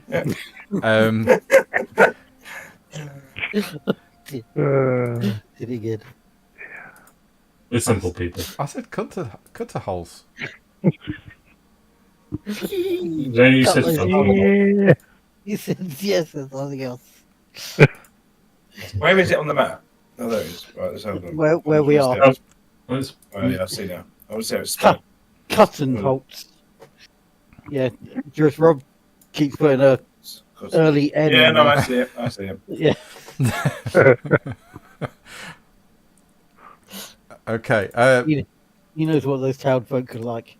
I think Rob's getting the T and the E in the wrong way round. Yeah. So the inn does actually give you a free beer, Hooray! and they say, What? "Welcome to Middenheim or Middenland." Sorry, welcome to This is the Middenland. best place ever. Of course, you're with the Castle Rock, so common room is 10 brass, but 10% knocked off. That goes down to 9 brass. You want a private room, that's going to be 9 silver shillings. If you want a meal, that's going to be what's 10% of 240? 24. 24. Yeah. Yeah. So that'll be 116. Right. no. I'm just left? thinking it's got 10 brass for food. No, that's for meal. It's 1 silver shilling. So 10% of that would be 11 brass. 200. Yeah, so 11 brass. Yeah. Well, yeah, kind of basically. So 11 off 240 essentially.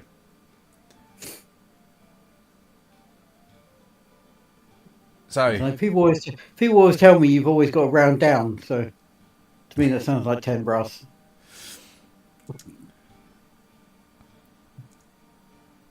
So it says, so you want in a common room or a private room? Hello. Come on in for me. And I'll slam 2 silver down on the desk and wander off to go sleep. Oh, right. Thank you, sir. Oh, wait, no. 2 silver because I wanted to eat. And usually you eat before you sleep. Yes. So I'll eat first and then sleep. Okay. Brunhild and Gertie would like their own room. They do not want to share with the boys. Okay, that will be 9 silver shillings. For then reasons. Yeah, that'll be 9 silver shillings. 9 silver shillings. Okay. Hang on now. I think if I click that. Right, there we go. 9. Yeah. If you right click on the silver shilling, it'll take it off. Yeah, I'm not doing that 9 times. Oh, okay. I'm editing it. Take away 10 is that plus 1. Okay. Done. Okay. So you all settle down for the night. Alex comes to find you, Brunhild, as you sat there. No. It's a rather nice place, this, isn't it? Oh yes, it's very quaint. Yes, it is, very. I'm going to go to the Shrine of Ulrich before bed. Do you want to accompany me?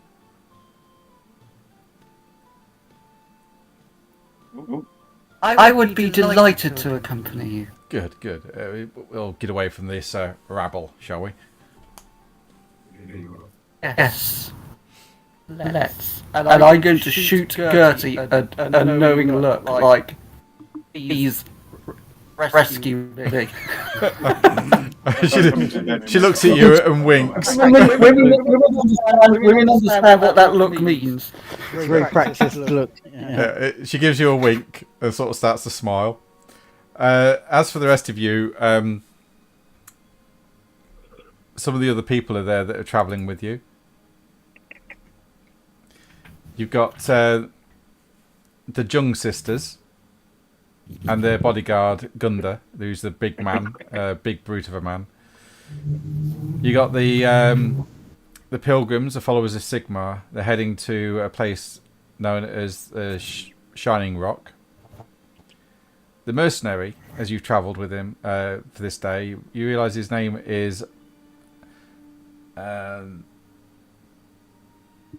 He's just recently retired from service and is heading to Middenheim, intending to enjoy the carnival before enlisting with Bormann's Blitz Troop, a famous free company or mercenary unit that's mustering there before heading east on some undisclosed mission. What was his name?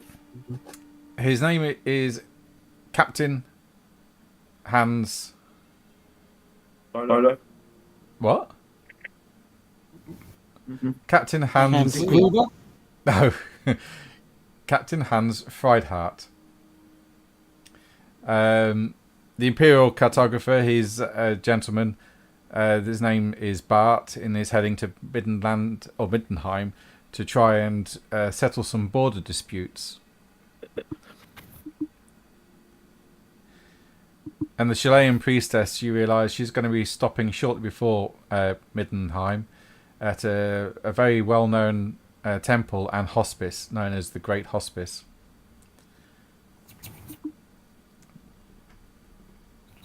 And this is what one of the Jung sisters looks like. Oh. Throw in the river. This is what Alex looks like, which is with Brunhild now. Oh God, he is not my type. Is that holding is kind of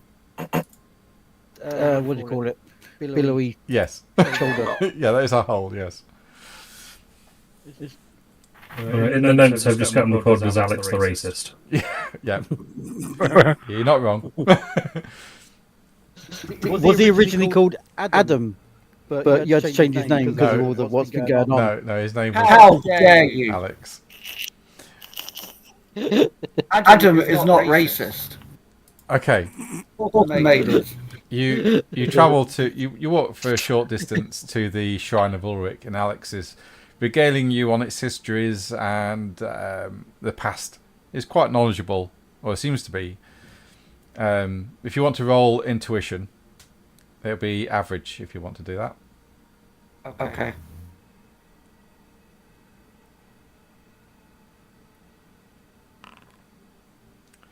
Yeah, you realise he's just making this up. Yeah. He's just making this up to try and impress you, if you like. Well, it's not working. But I am humouring him anyway, because he's the one that's paying for our trip. Yeah. So I don't want to get on his... I'm a merchant by trade, you know. I deal in, I deal in all sorts of goods coming and going. Got contacts all over the empire and in Marienburg as well. And what sort of things do you trade? Oh, anything I can get my hands on. Silk, wine, beer, wool. Children? No. Only joking, mate. Anything that makes a coin or two. How fascinating. I've always been interested in the goings-on of those that travel the world. The mercantile trade. Are you interested in that, I guess? Well, I'm interested in learning about the world and how it works. I hope one day that I shall be in a position of responsibility and power, and I would like to be aware of how the world works so that I can make better decisions. Interesting. Well, do you know where your family holdings are? I might have business nearby. I might be able to do business with your house. Maybe.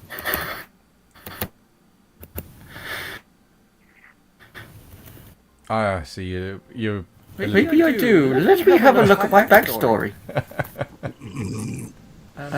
I have no idea if I've made a note of where she's from. Or anything to do with her family, really. Let me see if I've still got it. There are literally hundreds of minor nobles all across the old world, so you could be from anywhere.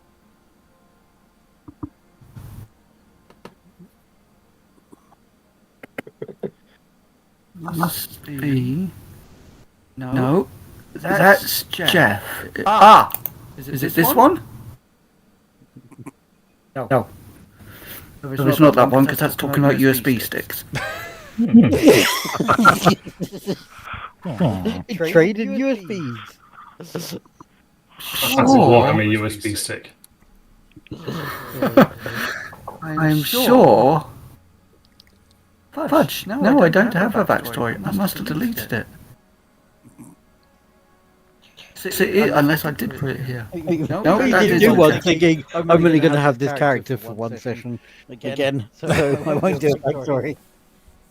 I'm sure I wrote one, but I can't find one. Let's just say you're telling where you're from. Oh, I see. Yeah. I don't actually have any warehouses that way, but I could look to procuring one, and maybe I could do business with your house. Oh. Yes, that would be most desirable. Thank you. A mutual agreement between myself and your family. I think it would be quite fortuitous for us both. Yes, I think it would. And at this, do you want to make an easy perception roll? Sure. He puts your arm into his and he taps your wrist lightly. Oh, come, let me show you this temple. I'll show you the extent of the Middenheim, or the Middenland architecture. It's quite bland, you know. A bit like the people that live here. I'm spending a fortune point to re-roll this because I swear to God, if he tries to touch me inappropriately, he is getting a rapier through the stomach. You Piss off. Not today. you see Gertie off to one side. She looks at you and gives you a little bit of a wave, and she puts a thumbs up.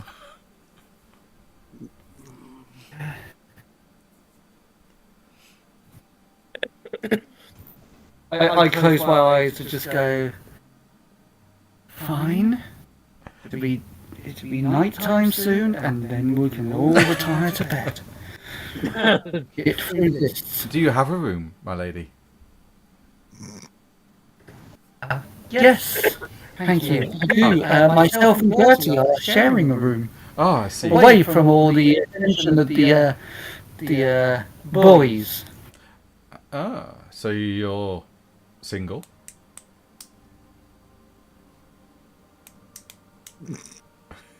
Yes. Oh, that's interesting to know.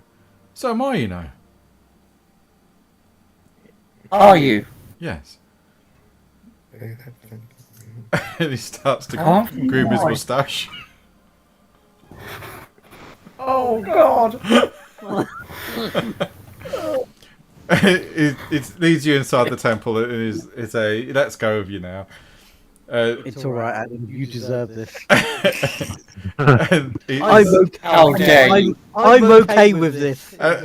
and he's, So if you like, How dare he's pointing out how bad the architecture is and how droll and drab it is because of the North or the Nordlanders or the Middenheims, Middenlanders. They can't build for Well, anything. you would know all about Yeah, Roland Drab, wouldn't you? Yeah, he does. Yeah, and he says you must give it to the dwarves. At least they know how to make a building. They can't make anything else other than stone, I guess. Stony And a face, mess. stony face people for stony face work, eh? I wonder if they rub their faces along the stone and get it like that to make it look mean like that. Who knows, eh? Anyway. I will escort you back. And with that, Gertie comes in and she said, "You're not there, Johns." And Gertie It's comes like roll geologist. Okay. Gertie comes in. Oh, there you are, miss.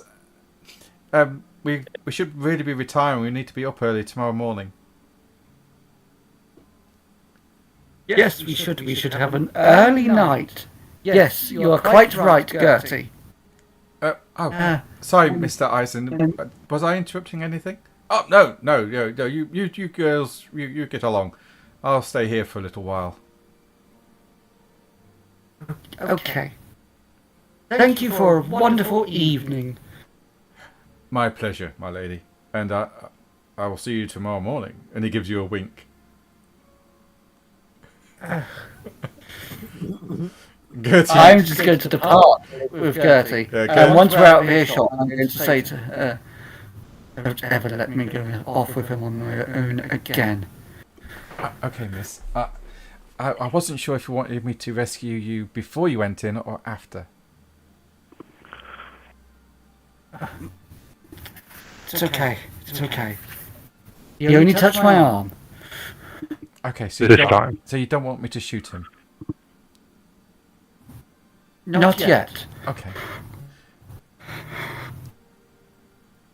And you both head back to the tavern or the inn, and you settle down for the night. Whilst all that's going on, what's the rest of you guys doing? Are you just enjoying your meal and the company? yeah. Yep. Okay. Yeah, imagine so. I take it there's no way we can sort of like earn money overnight. That'd be like endeavour thing during the day. Yes, it would, mate. Yeah. Okay. I just got to. Unless we can challenge people here to a fight for money, or is that very illegal? Oh. Oh. Nice under that. You You can. can't use your sword to kill people, though. No, you can do arm wrestling if you want. Fuck yeah. So you've got Gunda. He's a big guy. He's the big guy, yeah. He's sitting there with with the two ladies. Mm-hmm. You got the two priests. You got the mercenary, the imperial cartographer, and the priestess of Shalea.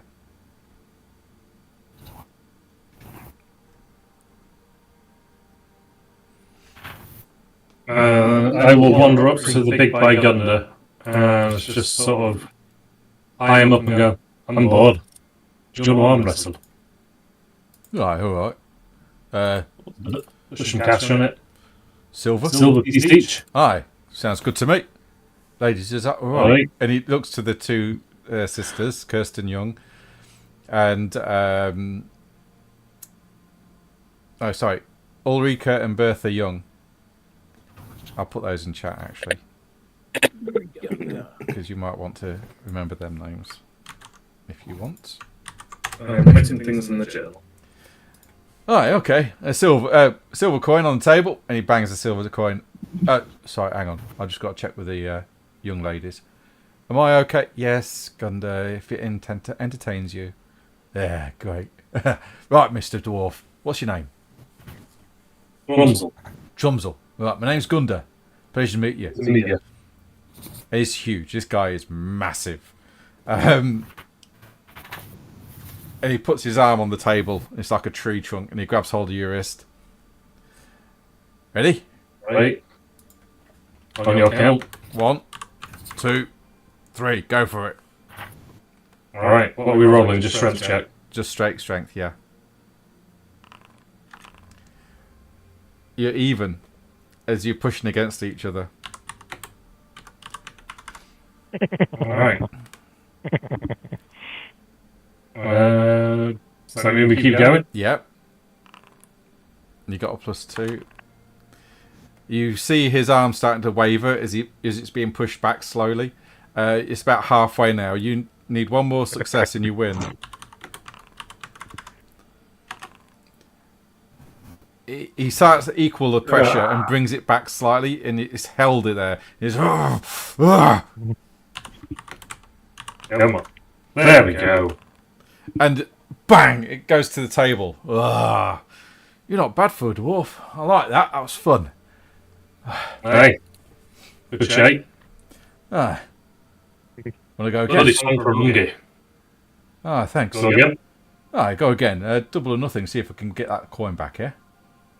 Ready? And he puts 2 silver down. Alright, I'll put 2 silver down. Okay. Right, ready? 1, 2, 3. You know, I can only count to 3. Oh shit. And he grabs hold of your wrist and bang! He slams it down to the table, and then he takes the 4 coin. That was fun. Well, shite.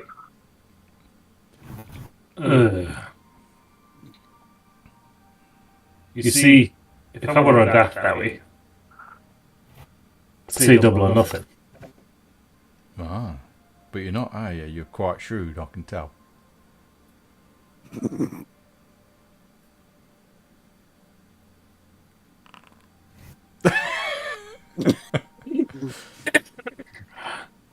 Ready? Double or nothing. 3 silver each, and he puts 3 silver down. You know what? Yes.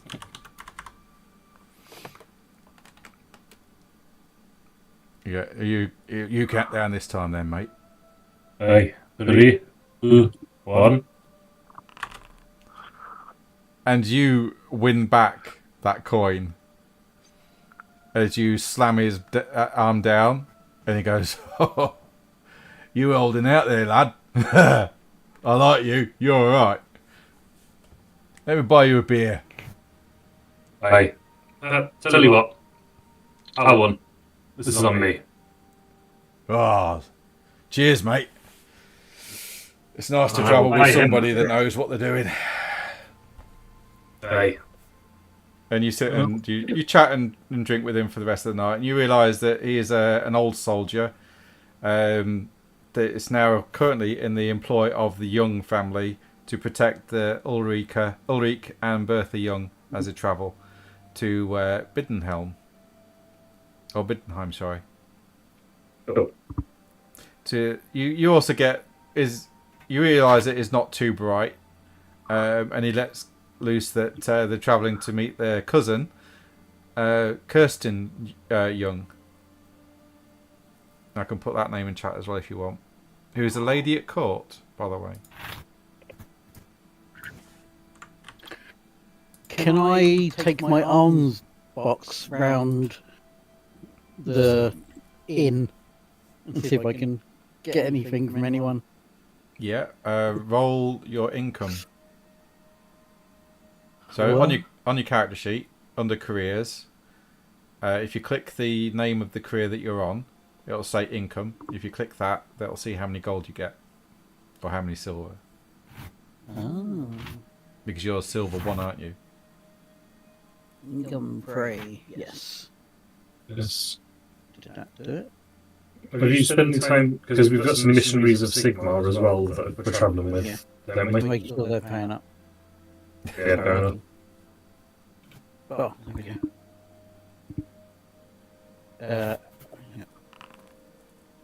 Ray! You earn 5 silver shillings as people give their praise to Sigma. As you walk around Blessings to you. the tavern. Blessings to you. Blessings to you.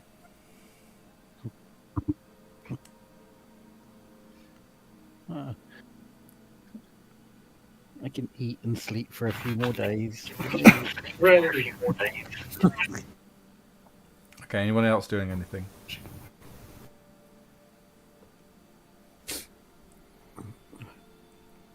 No, I'm just going to watch and drink. No. Okay, you see Brunhild and Gertie re-enter the tavern. They head straight upstairs to the bedrooms. Unless they want to do anything. Unless Brunhild wants to do anything before that. Yes, I would. I would like to approach the others and just gently remind them to be on their best behaviour. Oh dear. Why would you do that? How long has the young lady been travelling with you guys? When Alex comes back in, I expect you to stay away from him. Okay? Do not let him incite you. Do not let him rile you up. Just ignore what he says. If you want to punch someone, punch, I don't know, him. And I point to the mercenary. Does he hear that? No, he's quietly sipping on his drink and eating his meal. He's dressed in I don't care if you start a bar fight. Just do not touch Alex. He is our patron. He is the reason why we're able to travel to Middenheim in the first place. Okay? I'm just going to pat Brunhild on the head and go, You'll learn how things work around here sooner or later. Don't worry. You do know Brunhild is 6'1". It doesn't stop trouble. Pat her on the arse instead. Yeah, fair on the arse. You know, it's shaped the same.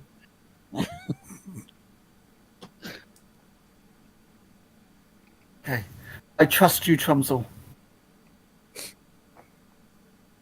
You shouldn't, but you'll learn.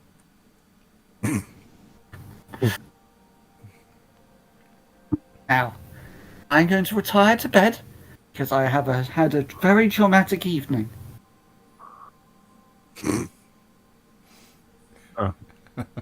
Bertie, you can do what you wish.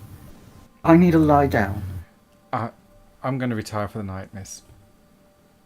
And make sure that the door is locked. Let's do. Definitely. Do you need someone to guard you in your room? I'm fine, I have my gun. And she shows you a flintlock pistol that she carries. Yeah.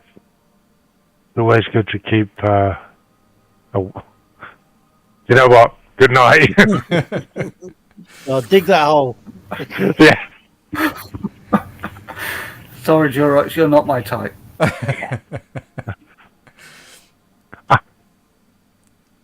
You may have been Agatha's type. 20 not things I could have said. Or breathing. I didn't realise that was a Yeah, no, I think it was lower than breathing. Yeah. I mean, that's optional. Okay, the next morning rolls round and you all get up nice and early for the next day's coach ride. You clamber back onto your respective positions, and Hans and Gunda are there. And they go onto the forest hearth, and then we're stopping at Brockel. Okay. We'll be stopping at Forest Hearth for a little bit of a refreshment and something to eat, but we can't stay there, you see, because we're not part of the franchise, if you like. Bastards. Anyway, no delays. And they start to trundle off out of this fortified inn, up, and it's about halfway. You stop at the Forest Hearth, and you realise this is a large tavern. This is the only road that goes through the trackless forests on either side. Its walls are more than 20 feet high and spiked on top. You can see weapon marks in the walls as you approach. And Gundar tells you that it's often been under attack by beastmen in the past. They pull in, and you all disembark. You get some sandwiches and that's provided by the coaching companies to munch away, and some refreshments. And then you head off up the road to Brockel, unless you want to do anything here. I don't think so. Okay. Has Alex tried any other moves on me in this time? No, he's been a gentleman. Well, that's a first. Good. What's wrong with him? You get to Brockel. It's quite an unremarkable small town, serving as a market for the nearby villages of Kupper Fengrud and Guthurgel. Yeah, Guthurgel. The Brockel Arms on the southern edge of the town is owned by the Four Seasons, but other passengers from other lines rely on a smaller, more central inn called the Market Inn, built to accommodate local farmers visiting the monthly market. This inn has usually 4 or 5 rooms and a dozen or so dormitory spaces free at most times. As you enter the tavern, it's a small inn. The landlord, quite the crowd. I've got dormitories and a couple of private rooms. Yep, take the dormitory. Excellent. This time you're going to have to pay the full price for the dormitory. And a meal as well, yeah? Yeah. So 2 shillings, I'll just take. Yeah. And Again, again, being price and change, so... Brunhild and Gertie will have their own room. 11 shillings again, yeah. And you stop here for the night. Yep. Okay,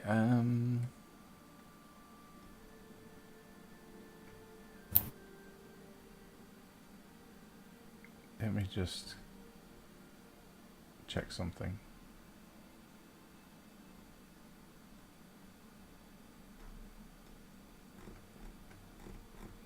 Where is it?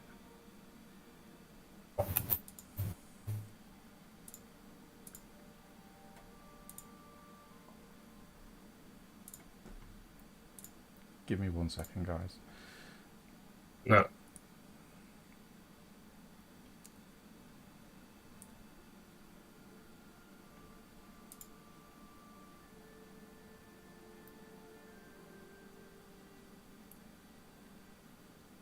Okay. That's alright. I'll just setting something else up.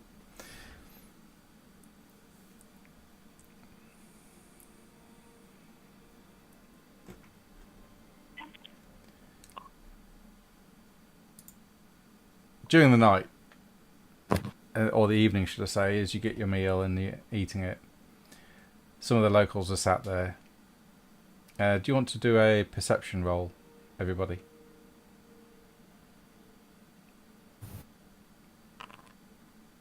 Oh wow! Look at Tromsel.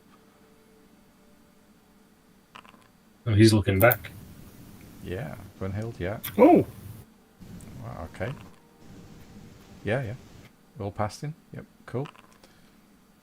Yeah. Nice. You hear some of the locals talking, and one of them, "Hey, you heard about Ostland and Tablakend? They stand on the brink of open war, you know. Rebellion is brewing in Middenheim. The Emperor's tolerance of mutants has angered the fierce sons of Ulrich." Really? Yeah, yeah. Most of the devout among them are seeking to drive all of the priests from Middenheim to make Ulrich City alone. Wow. Well, here's for Ulrich then. I thought your loyalties lay with Sigmar. Huh, they lay wherever the pieces, mate. And if it's Ulrich wanting the place, let him have it. That's what I say. I can drink to that.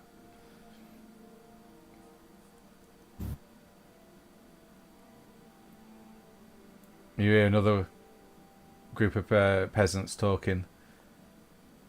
The Emperor's infamous mutant decree is an attempt to avoid open war with Middenheim, you know. Why, everyone knows the beast from the Drakenwald wants you human, as Graf Boris himself. Mutations spreading across the province as though some strange influence were at work here. I'll tell you that now. Yeah, that's not all, the other one says. I've heard there's rats in Middenheim sewers. Not like any rats in the south, mind. Fully 6 feet long they are, and some of them stand upright, wear clothes and talk to each other in squeaking chitters. Middenheim's rat catchers earn their pay, and make no mistake about it. Oh, a load of rubbish. I know. Good for a laugh though, isn't it?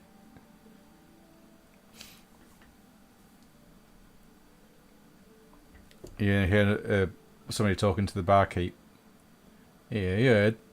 Our Ulrich's not made a statement about the heresy or the activities of the fanatical bandits who call themselves the Sons of Ulrich. Really? I thought he would have said something by now. He's condemned the suggestions, but he considers abdicating so that one of them can take his place, of course. Said that their belief that they descend from Ulrich is highly apocryphal and supports the Graf in outlawing their public assembly in the city. But when it comes to their persecution, says Sigmar in Middenland, he keeps his mouth shut, you know. I'll say he supports Ulrich if you want my honest opinion on that one.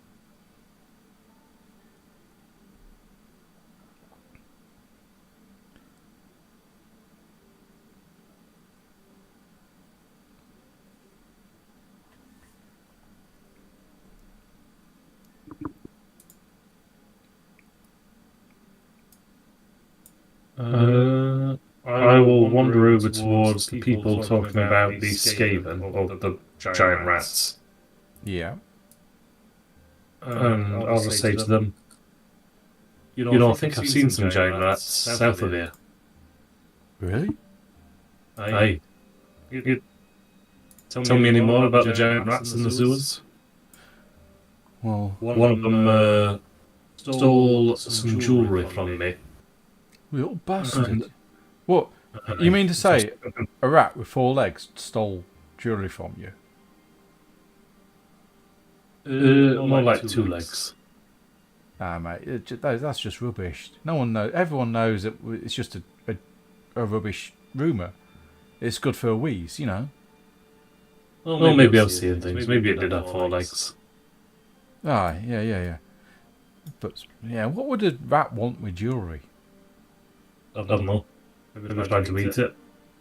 Yeah, I'm still looking for it. Well, good luck, mate. Yeah. They were in the sewers in Middenheim. Aye, apparently. So my cousin told me, and he's his cousin of a cousin, and his uncle, and his brother, a rat catcher. You know, said that. The rat catchers might know more.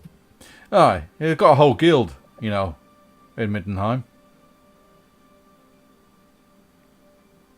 A lot of your folk there as well, too. Dowie. Ah, what's a dowie? Like dwarfs. Oh, yeah. Lots of dwarves, yeah. Place was built by your kind, you know. Most places are. Looks really nice. Good sturdy walls, good granite rock. Dwarves are good builders. I like it. Maybe are. And I'll sort of nod my head towards my dwarven hammer and masonry gear that I'm not, rocking these days as a stonemason. So you're going to work in Middenheim as a stonemason then, yeah? I'll work as a stonemason. I'm going to Middenheim. Nice. I don't know what they'll be repairing, but no doubt you'll get a job there. You want to be talking to the Engineers Guild when you get there, I guess. Full Engineers Guild, eh? Yeah. There's apparently, according to my uncle's brother and sister. Yeah, my uncle's brother's sister said that there's an Engineers Guild for dwarves in Middenheim. They've got a representation there. I was looking for a Dowie dwarf. Passed through Middenheim a couple of weeks, maybe a few months back. Yeah. A guy called Brand Garrelson. What's he look like? Good question, and I'll describe him. I can't remember what he looks like. Yeah. He came through here, about 2-3 weeks ago. Right. He was travelling with quite a group of dwarves, actually. It seemed a bit odd. They was all travelling towards Middenheim. I think they kept themselves to themselves, didn't want to talk to many people.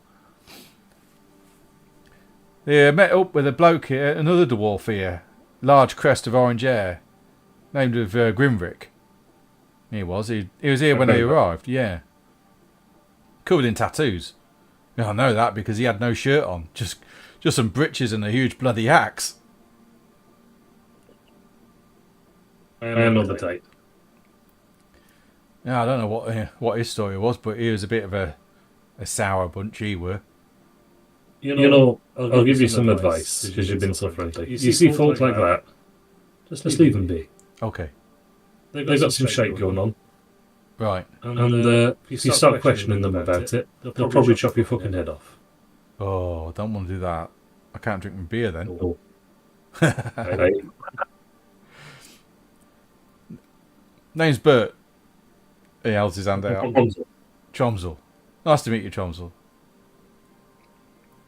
Right, and you. What did you say his name was? Carrion.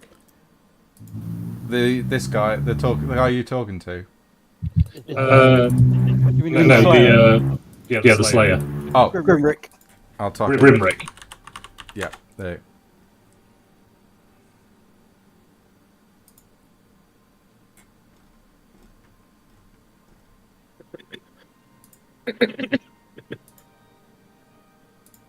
All right. That's what I wanted.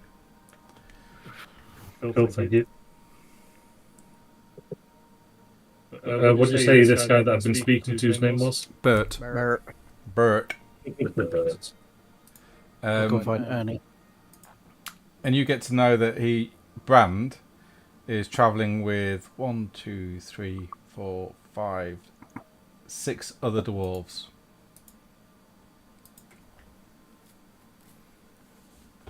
Which they said. So it was Brand, Grimrick, and 6 more. Brand, Grimrick, and 5 more. No, it'd be 5 more, other than Brand and Grimrick. All right. You also get to know that. He is quite chatty. He's in his cups, quite deep in his cup, so he's quite chatty. One of them was a female dwarf, which is very, very rare.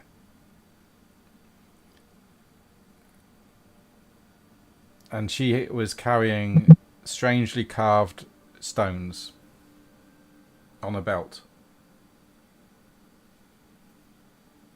Ooh.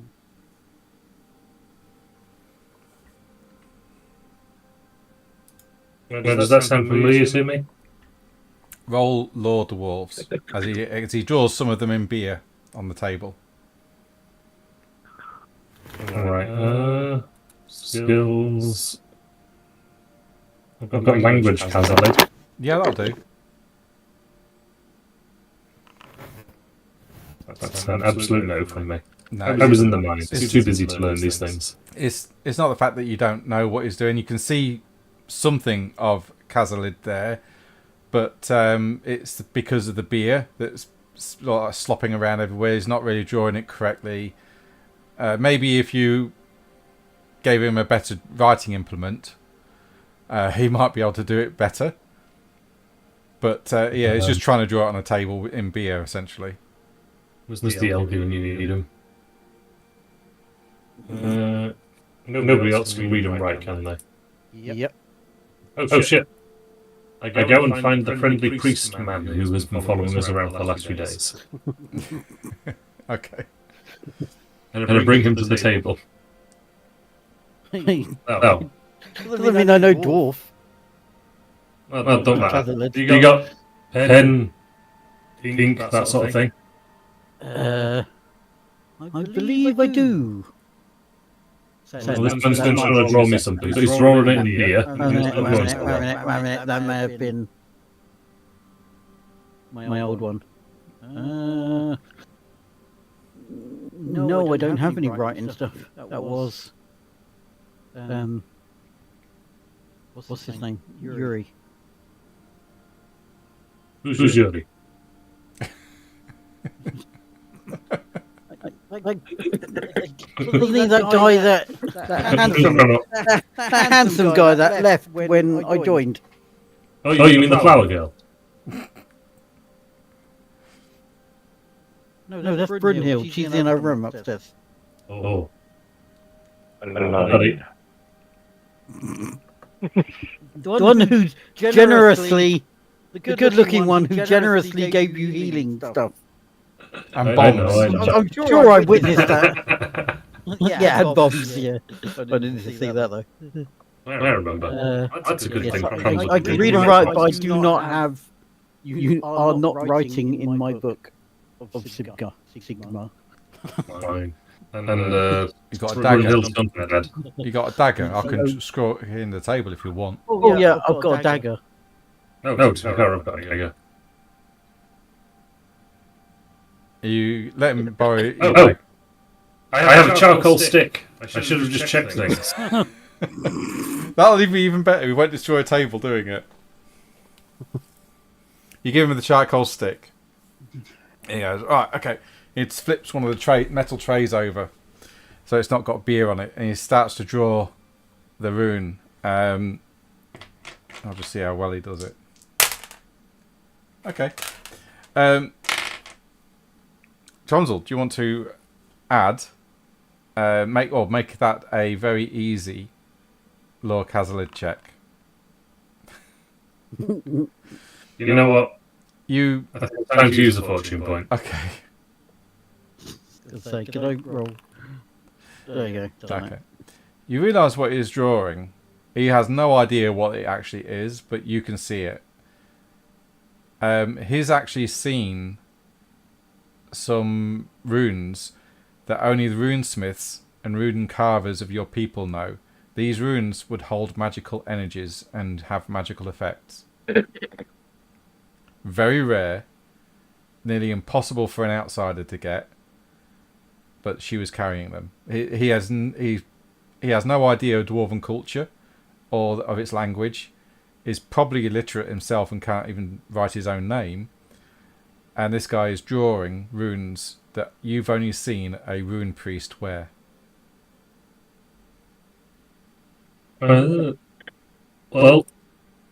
either you're making shit up and drawing random shit, or that's something I never expected to see travelling with such a cunt of a man. Sorry. Right. Well, it's been a pleasure chatting with you. Aye. You too, Chomsel. Here's your charcoal back, mate. I've got no use for it. I'll probably end up eating it by the end of the night. You know, please don't do that. Well, I do weird shit when I'm drunk. Right, and I'll wander up to Elo and draw on his face with charcoal and then go to bed. Okay. Yep. Okay, so you all retire for bed. There isn't anything else you guys want to do before we move on? No, I don't think so. Yeah, we're still a bit on the outskirts of Middenheim, so I'm gonna go round again with my thing to annoy people. Okay. Answer the ball before I get too close in and get hung for it. So better do it while I'm outside. Can you roll, please? Okay. Yeah, you get 8 silver shillings as people handing their coin. You see 2 men, after they're handing over their coin, get up and leave the tavern. They give you a glancing look before they leave, and they disappear into the night. Uh-oh.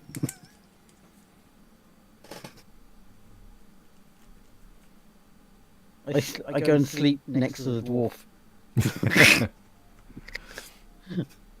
Like, behind him. You know, I'm not interested. I appreciate it. No, You just gonna do the big spoon? just some of those guys who just left. They just kind of gave me some quite kind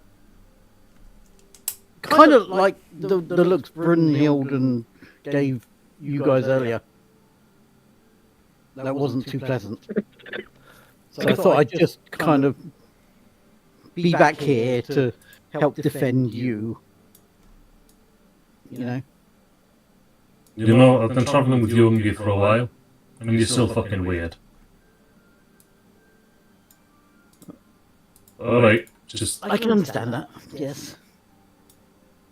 I don't know, stay there and I guess you get stabbed instead of you. Great idea. Well, I will endeavour to protect you. Sounds like it. And I shall go to sleep. Okay, so you all retire for bed.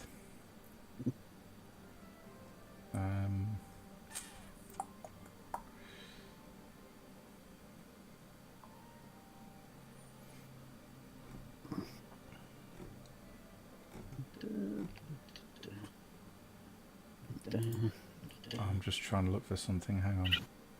No, it's not there. Nothing but priests. Hey? Priests? Yeah, nothing about priests. Oh, there's nothing about priests, no. Yeah. You're fine. I'm just looking for something else. Good.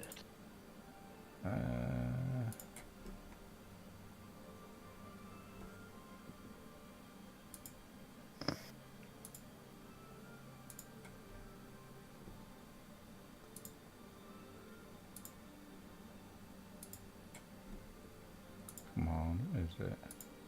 Was this Duroc syphilis check? Whoa. I think we skipped over that. earlier. No, it's not. No. This is something to do with you. I have proficiency in syphilis, it's fine. You know what? I believe that. When you said you, did you mean me? You? Yeah. Yes. Anyway, You, Scott. you look at that. Oh, damn it! I'm looking for. I can't find it now. I thought it would be in here, but I might have to make them up. Adam did it. It wasn't me. Unless I find it in here. Where is it? Horned rat. I'm not the horny rat. Not again. That's definitely Agatha's thing.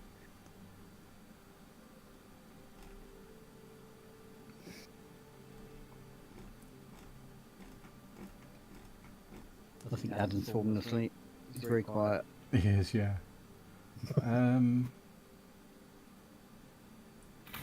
Oh, I'm awake. No, There's the horny rat. He is now. That sounded very convincing. Yes.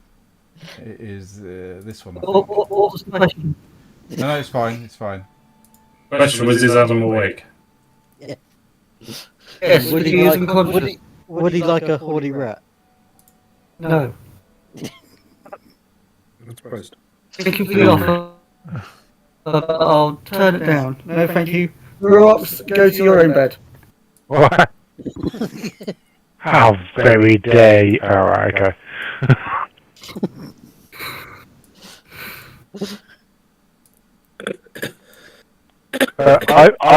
Jorix has had more action in the last few days than I've heard any of the other characters of this adventure. So, Well, did you miss? Did you miss Niklaus's entertainment a while ago? I got fucking pregnant. You can't get much more action than that. With a kind of flea-bitten guy who was dying anyway. Yeah, that was. So we were trying to forget. yeah, but that was a while back there, wasn't it? Yeah, true. In game that was a few weeks back. Trumps only just showed legends that there is a female dwarf nearby. Yeah. Now he's got a permanent stonk on waiting to find her. Gertie. Okay.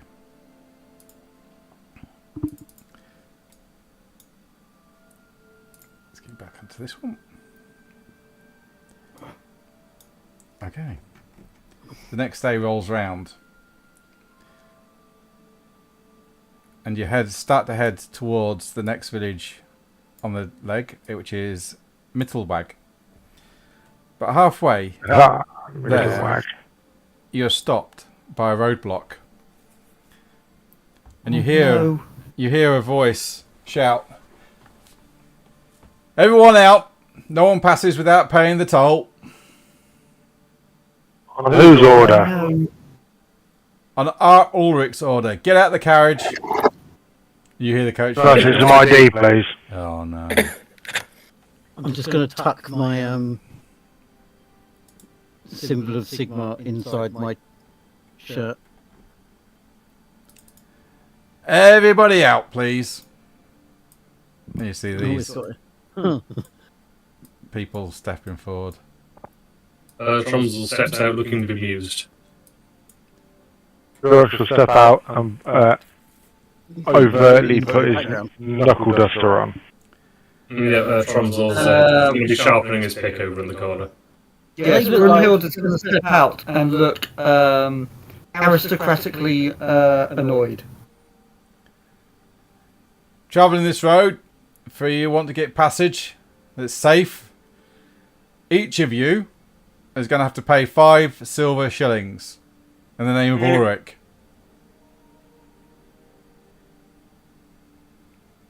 Come on, pay up. You go north and I go south. That sounds lovely. Whoa, whoa, whoa, whoa. What? You want me to negotiate? Scott, can Definitely you not. make a sleight of hand check, please? To see if you hide your We amulet. do not want to be beating up officials. Damn it. I'm trying to steal money off of us. Hey, sleight of hand, yeah. What's sleight of hand? Dexterity. I'm not sure that exists. It does, it's an advanced skill. But if you haven't got it, it'd be Dex. Yeah. Oh yeah, because I've got nimble. I do have nimble fingers Yeah, you can add because that. I'm an Eastender. Keep your nimble fingers to yourself. At least you can't get pregnant. Average. Depends how nimble they are. No, they'll be challenging, it's opposed. Oh crap. Come on! I'm a proper Eastender. Everyone out, 5 shillings each. 5 shillings each. Come on, pay up. And one of them starts to hold out a bowl. The name of Ulrich. May I ask who you are? You can, whether or not we give you the answer you like, it's irrelevant. Now pay up. No. You tell us who you are and under what authority. We are the sons of Ulrich, and we're here to make sure the roads are safe for travellers, and that includes you. So you pay up 5 shillings each, or you don't go anywhere. And who are the sons of Ulrich? The true followers of Ulrich, the god of the north. And who appointed you to toll these roads? Ulrich himself. We've been ordained by the almighty god of Ulrich. Now, stop delaying and pay up. And what exactly is this money going to be used for? Sure, Ulrich doesn't need it. To pay for our upkeep and our livelihoods, and to make sure these roads stay safe, and to keep Sigmarites out of our lands. And they Ulrich can kiss my balls. Okay. You know what? You know what, Ulrich? That's one way of doing it. I'm inclined to believe you. What, really? What? I was also just going to spit into one of their bowls. Okay, they're going into combat. They all just I'm not paying riled these up. guys. It sounds like they're just going to take the money and use it for themselves. Yeah. You're not wrong. Yeah. No. No, I do not like people that do that. Well, maybe everybody should move out of the way and I'll just go implode. I think these guys are baddies. No, they're definitely followers of Ulrich. Well, they won't be for much longer. We'll just knock them unconscious. There's 8 of us. We have a Trunzel. Question, are you pulling your blows? I will be. You will. Okay, so you don't cause any critical wound hits, essentially. Yeah, but they won't then be able to go back and tell Ulrich, or whoever it is, we beat him up. We kill him. No, I mean, it's not just us 6 here. We've got like a whole carriage of people. we'll ask them to turn away. Turn away, everyone. Turn away. Chomsel, strangely enough, you're first. Hooray! Oh, shoot, I didn't put myself in, sorry. Oh, maybe that's why. I'll put It's right, I never go first anyway. Oh, no, yeah, I'm not the one. There you go. Told you. Yeah, so Chomsel. Okay, there we go. I go wander up to these guys, a big old smile on my face, and just say, "Well, I was bored anyway." And I'll whip out the dwarf hammer and just start donking. Oh, okay. Nice. You didn't target, but okay. Oh shit! Sorry. That's okay. We'll do this. He's going to bonk some Ulrichs.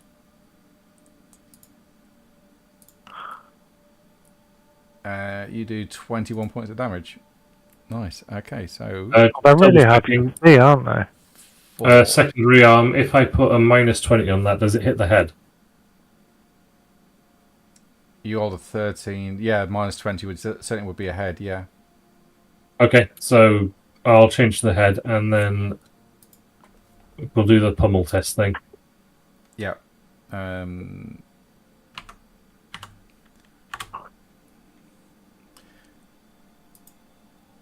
Oh no! What have I done?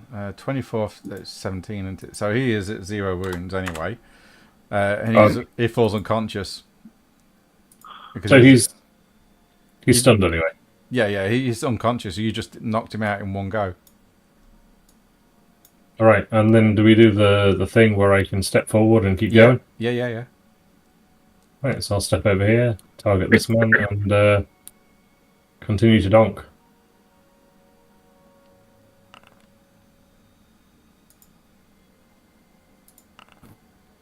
Right, I can't.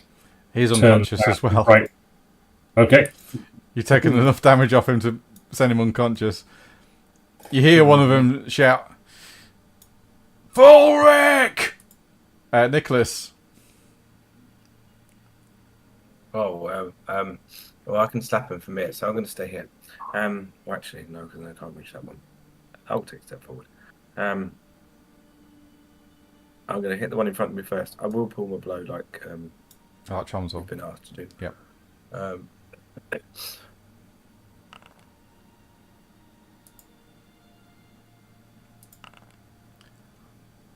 He actually beat you. He knocked your blade to one side. Well, do you know what? I was just giving you a chance before we knock you out. Durox. Yeah, George is going to hop down, You soft start- sinners. We'll teach you a Start punching lesson. people's heads in.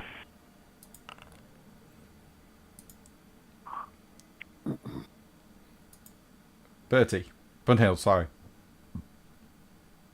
Brunhild is going to. I need to zoom in, and my eyesight is not great. I can't really. It's a bad map. I'm really sorry. I didn't know it would do this. The outlaw people kind of blend into the map. Yeah, bit. I didn't realise it would do this. Okay, so We've had these worse. brownie sort of people. Okay. Well, she doesn't like those that abuse their authority. It's one of her pet peeves. So she's going to go up to this person. Is it animosity or hatred?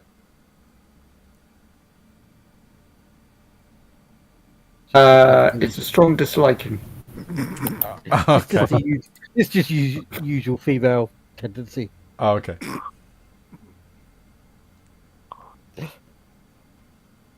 She's going to attack with her rapier. Excuse me. You're excused. Don't do it again. You didn't say you was pulling your blows. Are you pulling your blows? That's a good question. She pull her blows. She would. Okay. He manages to deflect the rapier as it comes in. This guy is in front of Nicholas. He says, I'm going to show you what we do up here with pansies like you. Oh, okay, you show me. And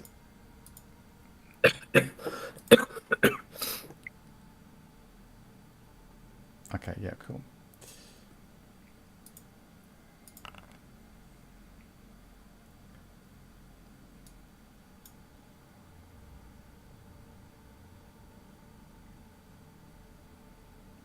You posing, Nicholas? Oh, yeah, sorry. I didn't see it.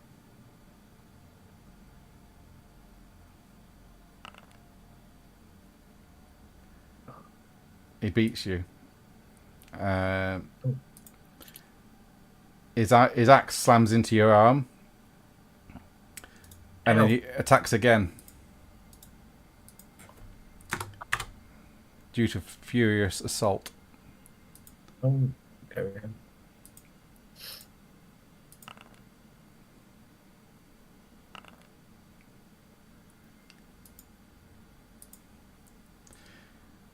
His sword bites into your arm, taking another... slams into your head, knocking you sideways slightly. Ow! What's going on? I don't like this. This guy comes in and targets Tromsel. Alright. First off, though, he's going to do a willpower test.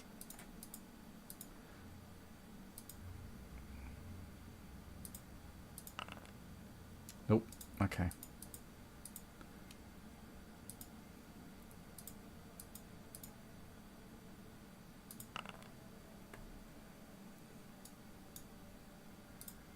You managed to fend it off. This guy is going to attack you, Durox. As you come down with his knuckle dusters. In fact, he's going to do a call test first.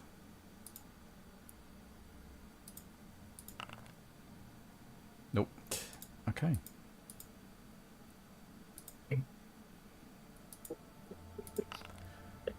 As his sword comes slamming into you. Defend. You deflected easily with your knuckle dusters. This guy, he's going to target you, Brunhild, as you've got right up into his grills. And he just says, wench. How dare you? I'm a lady. And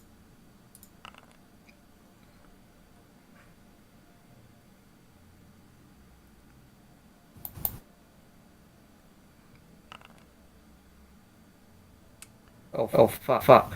you can No, I do not fumble. roll you re-roll for fortune. Okay. That's more like you it. managed to defend and whip the blade to one side, beating him. You're pulling your blows, so it's not a critical. Yes, I am pulling my blows at the moment. Okay. This guy is going to target Durox. And he starts to foam at the mouth as he does so. Oh no, that's never good. Oh no, they got rabies. Ew. These guys aren't pulling the blows. So this critical hit will go through. Oh. Null. That'll do. Oh, bloody hell. Oh. You manage to stop the stun as it cleanly breaks your arm through his sword, and his second attack comes in. Steve, just before that happened, did you want to use an armor point or something to stop having a broken arm? Yeah, that's a good point. Yep, you can do that. That probably makes sense, doesn't it? I'll remove that break then. Have you got armor? Well, that's what I'm just checking. I'll make sure that I actually can. No, you don't. So it doesn't go through. It does go through. Sorry. Yeah. Second attack comes in. I think I'd rather dodge that one, considering I've got a broken arm. It hits you. Oh dear. Oh, brilliant. And he breaks your other arm. So I've got two broken arms. Oh, you did doing that impression. Well, Halo before. That's me out of action for a little while, guys. Just isn't I use knuckle dusters. He then steps forward and then goes for Nicholas with furious assault. I think we should stop pulling our blows now. Yeah. I need to look at what drugs she can take. No! You managed to defend, Nicholas. Yeah. This guy will step forward and engage you. But first he's going to do a willpower roll. Nope.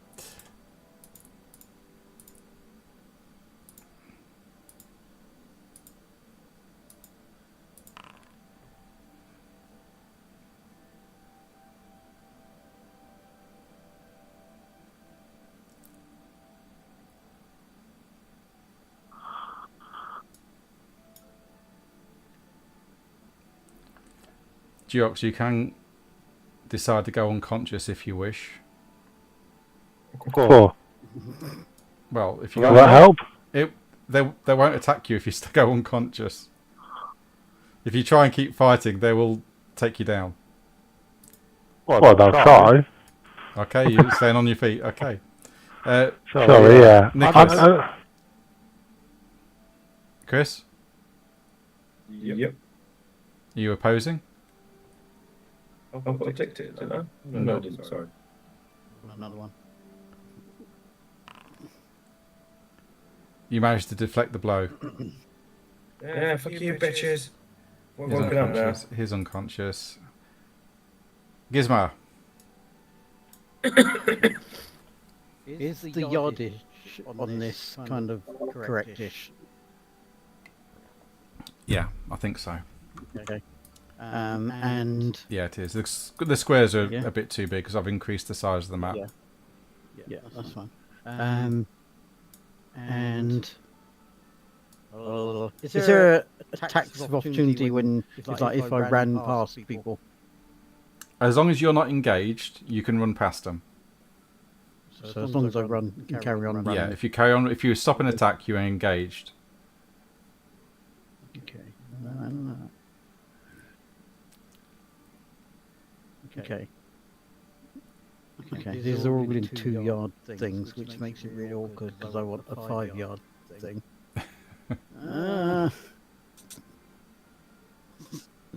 I want to be really careful as I run past. Oh, bugger. Alright. Kinda. Yeah. As I kind of said 6, but I want it. I'm just making sure they're within kind of 5, but Nicholas and Nicholas and Durox isn't. Yeah, that's fine. Yeah. And yeah, let's see what we got. See what we can say to quietly. Hello. Yeah. You shout a prayer to Sigmar. Yeah. Okay. Ever shall his light guide my steps into the darkest chambers of... No, that doesn't really sound very well. Good, but never mind. Yes, the light of Sigmar shines through all and will destroy all. Blah, blah, blah. Stuff. Yep. They're definitely not in range, are they? The Durox. No, they're definitely not in range. If you've got a bonus of 5 yards or a fellowship bonus of 5, I know what you're doing, Soulfire. Yeah. They'll be fine. Implode! Come on.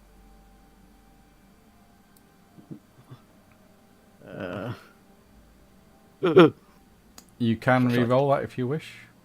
Yes, I will.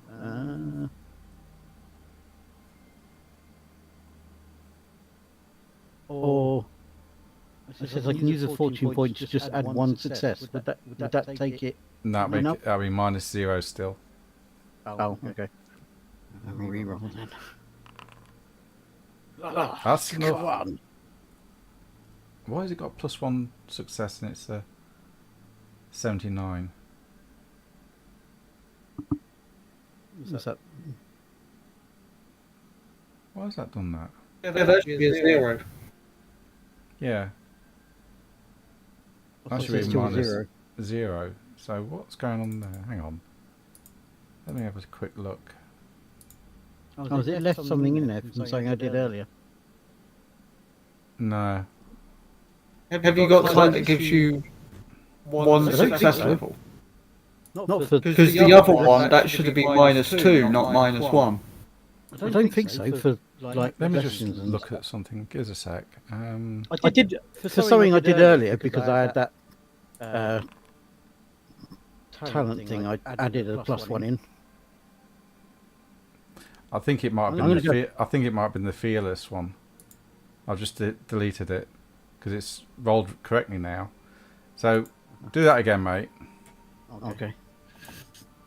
Because you spent your fortune point. I've lost it now. Where is it? Right. Definitely, it's challenging, not average. Yeah, it's definitely challenging. Yeah. Not easy. Definitely not easy. No. Come on!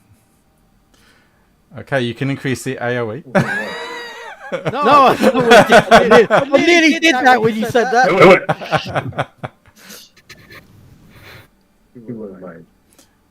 Okay, and then if we do this, They instantly die. because it leaves you where you are, and that's then done the damage. And well, it's what the D10 plus 6 because I did 6 extra damage for the overcast. Oh, I should have done that. Okay. So another 6 damage on top of that. So they've toughness of 4. So that's another -2 to their wounds. I don't think they get the toughness. Don't they? Let me double check. I've closed my sheet, damn it. Because it's like I'm pretty sure you told me it's pure pain. Ignoring toughness, yeah. Sorry, so minus another 4 on that. Yeah, no armor, no toughness bonus. Fuck you all. He didn't get hit. I do get it. Are they servants of ruinous powers? No. Yeah. No, I didn't get it. Okay, yep. So that's you. We go to Gertie. What do you want Gertie to do? In fact, I know what she's going to do. She's going to stand up on the coach to get a bead on that guy and try and shoot him. Good. These people need to be taught a lesson. They're abusing their authority. They may try and kill me now. And she can't pull the blows with a ranged attack. And he screams as his knee I don't want her to pull it anymore. his knee shot out and he falls to the ground screaming. Good. And he also... Not kill any of them. Rude. He's okay, he's not broken. Okay. Top of the round, Tromsel. Oh, that's me. Mm-hmm. Okay, I will... Got this guy next to me. So I will donk him. Okay. Yep, that'll do.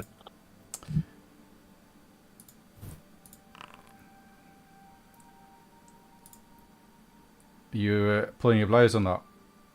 Yes. Okay. Okay, he goes down unconscious. And then I can You can only move and attack. No, you've got one. You can only move forward one step. I mean, I've not moved yet, so... Oh, sorry. Yeah. You can move, but you won't get to attack.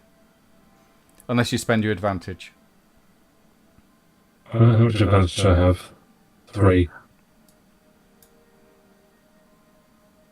I will charge in next to Nicholas and aim for this guy in the end, and yeah, I'll spend my advantage. Okay. You can attack again then.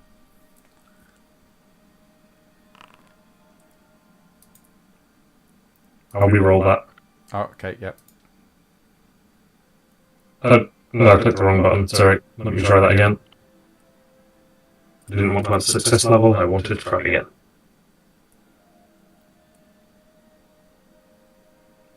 Alright, I'm just gonna... Well, you succeeded.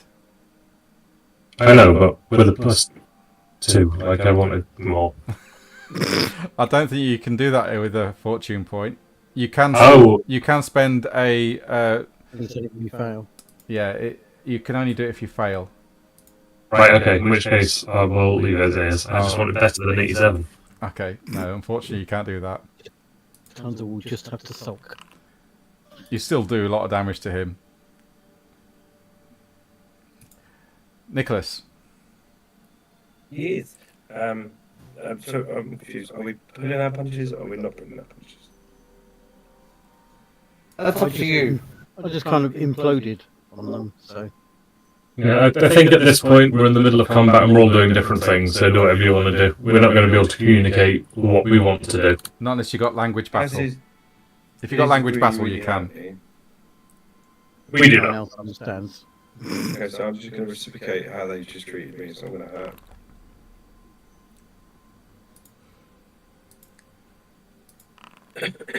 And He defends against your blow with his sword and pushes it to one side. Oh, nice. Durox. Durox doesn't have it in him to give up, so in a little bit of pain with 2 broken arms, is going to try and headbutt this guy. You can stomp. You can always stomp as well. Headbutt's more fun. Okay, he is going to dodge or try to. As you try to headbutt him, you don't. He doesn't. Are you pulling your blows or not? No, he just broke both my arms. Yeah, you headbutt him and his forehead caves in, sending bone fragments into his skull. Power headbutt. Brunhild. How does that even work? It's brilliant.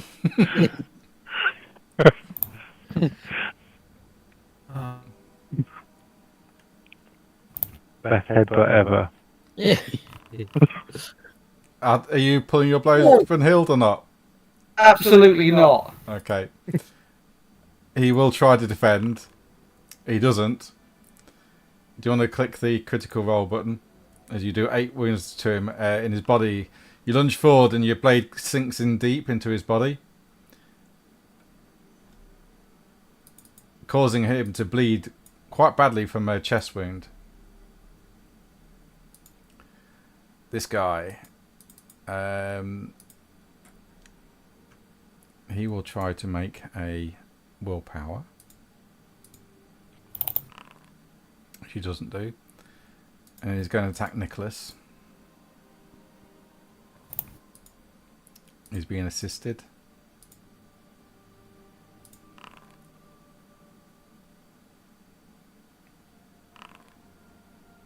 Nice. He beats you though, doing some damage. Do you want to click the critical button? Because you do a critical hit on him. Oh, okay. And your embargo call comes down hard into his leg, sending him to the floor and stunned. In return, he's unconscious. He's bleeding. He's going to try and attack you, Brunhild. First, he's going to go into... No! Or try to. Nope. You're right, he doesn't.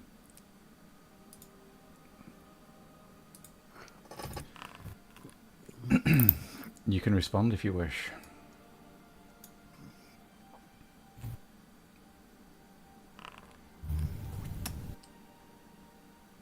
Oh! Oh! Oh! Oh! Oh! Oh! I would like to not catch a part of my anatomy. That's his anatomy, not yours. You re-rolling? Oh, but I thought I failed. No, you have. I'm just about to click it. He fumbled as well. We both fumbled, but I fumbled first. I don't want to fumble. I'm spending my last fortune point. Okay, yeah, and you managed to defeat him and knock his blade to one side as he comes in for the kill. This guy, who is in frenzy, is going to attack Nicholas.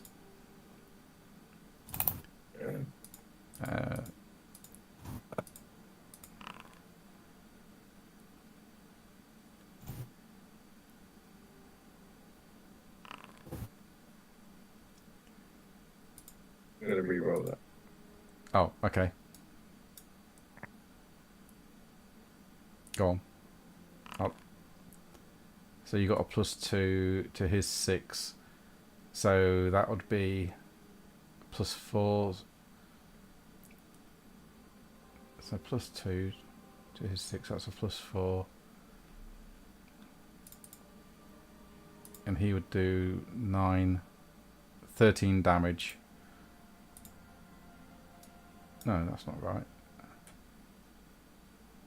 Hang on, let me get this right. So you got +2. So it takes 2 off the 13, which makes that 11.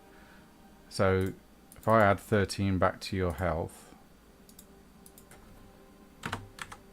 you wasn't at 13, was you?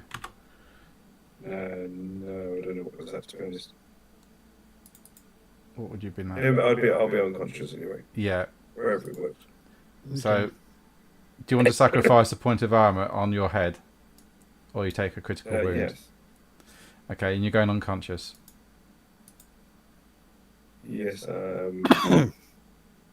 What do I not go unconscious? Then? You can choose not to, yeah, but you'll take a critical wound every time you get hit.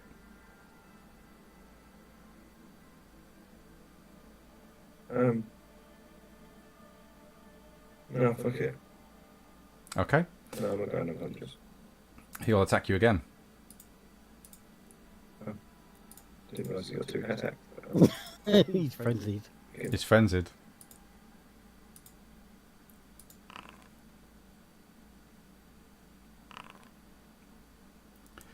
He hits you again. Okay. Again on the head. I sacrificed my own thingy again. Oh, Have no, you got... I sacrificed my own one. Oh no, I've got another point on there, haven't I? Yeah, you should have 2 points on the metal, at least. Yep. And Okay. You wear more than one layer, didn't you, as well? I do. He spends his advantage for a third attack.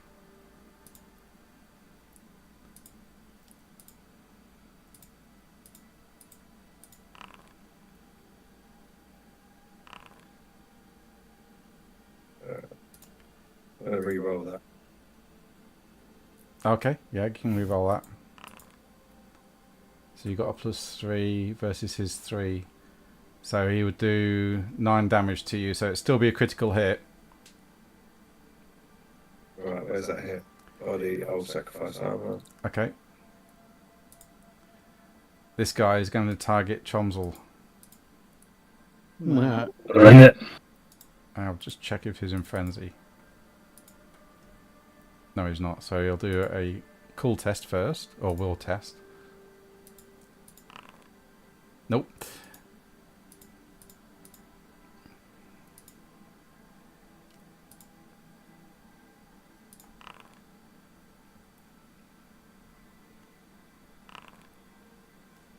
Yep, you deflect the blow easily. That guy's unconscious. That guy's unconscious. Grismar.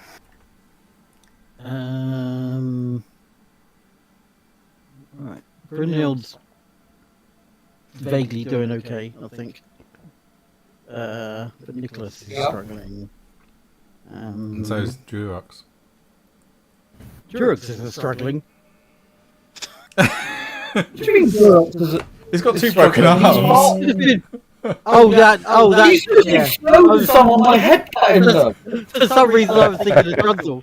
I was like, Drunzel's just rolling through them. Yeah. Right. I mean, this guy's frenzied, so if I don't put him down, I'm fucked.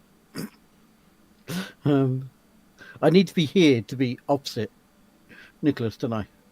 No, as long as you're engaged. Okay. As long as you're engaged.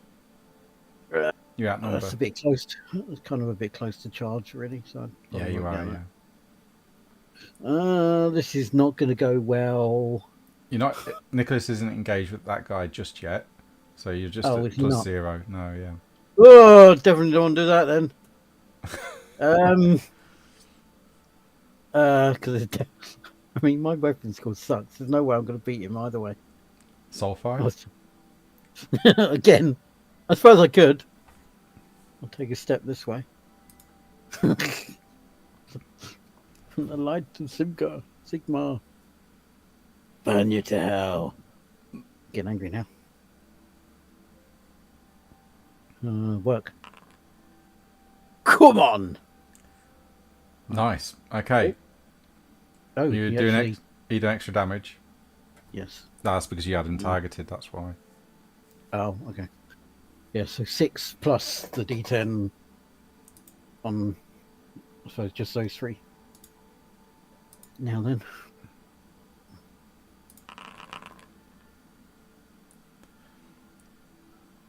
And that wipes them all out.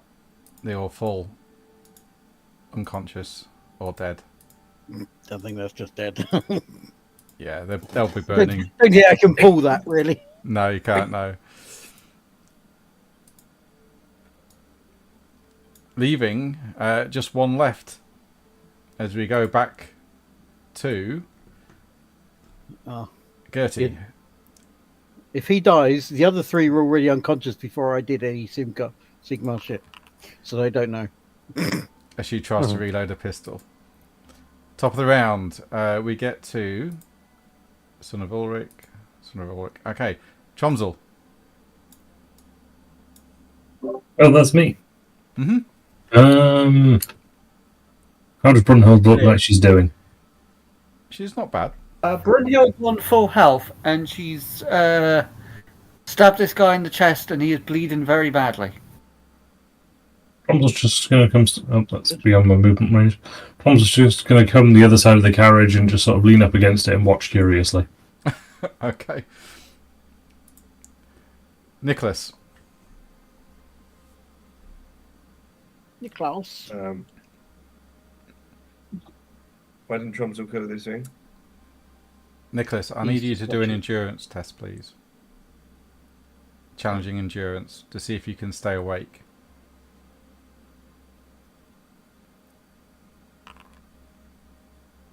No. Nope. Not You gonna fall. sleep. You fall asleep. You go unconscious. Durox, I need you to make an endurance test, It's a please. fresh towel. It'll be challenging as well.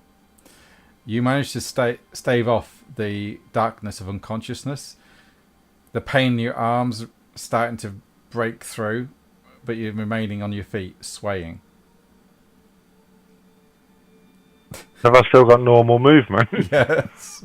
I was just thinking it's going to look a bit weird. Your arms kind of flopping around as you run. It's this one, right? Yeah. So with floppy arms, head down, charging at this one. Okay. Head first. Yeah. Try and smash them in the head.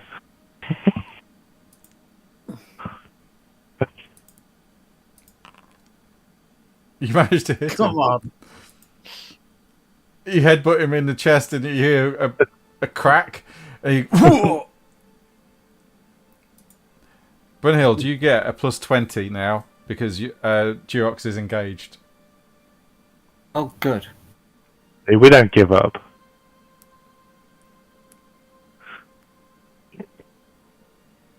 We probably should have done, but we don't. Yeah, there is that. We probably should have just given them money. Well, fuck it, we've saved ourselves so much money. Yeah. Okay. You've just got to spend it now on surgeons. Yeah. Click that. I think we've just got to rely on Joel coming back at the start of the next session. Yeah. And Yeah. armour. Shit out of those two lot. You I gotta- get plus 20. Yeah, you've got to repair your armour yet, Nicholas. That's right. Does that plus 20 go into modifier? That'd be an average, basically. So instead of challenging, it goes to average. Oh, I see. Right. I changed that to average. Okay. Let's see. Because Durox is there with I've you. got no more fortune points. I can't re-roll. Okay, that's all right. I hope -1 is good enough. You It is. do, and the critical hits him, and you see an arterial spray flash out as he takes another point of bleeding as well. He is seriously wounded. Gain 4. Ha ha! He's unconscious. He is still on his feet. He grunts in pain. Why won't you die? Who, me? Ulrich protects me. And with that, he's going to try and go into a frenzy, which he doesn't. Flail.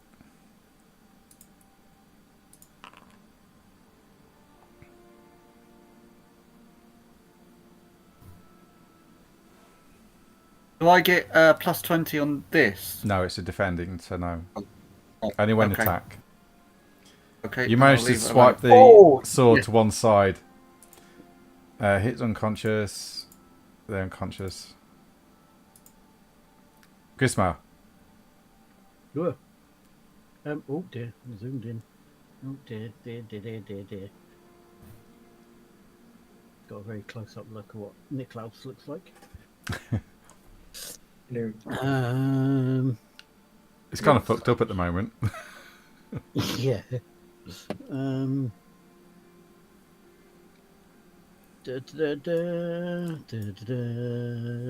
you dare steal my kill.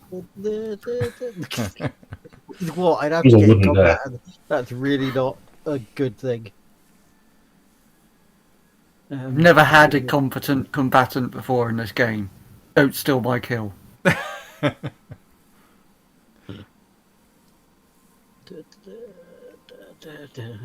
to remember which He one's probably which. can't reach you anyway in this turn. I don't want to. I keep closing my character sheet. It's really annoying. Right. Carriage. Now. Protection. Yeah. Okay. I'm going to target the flailing arms guy, and I'm going to try and bless him with protection. Oh, okay. Yeah. Did I get any over? No, unfortunately not. No. Okay, that's fine. But yeah, you get the blessing of protection now, Durox. Thanks. Gertie will If try.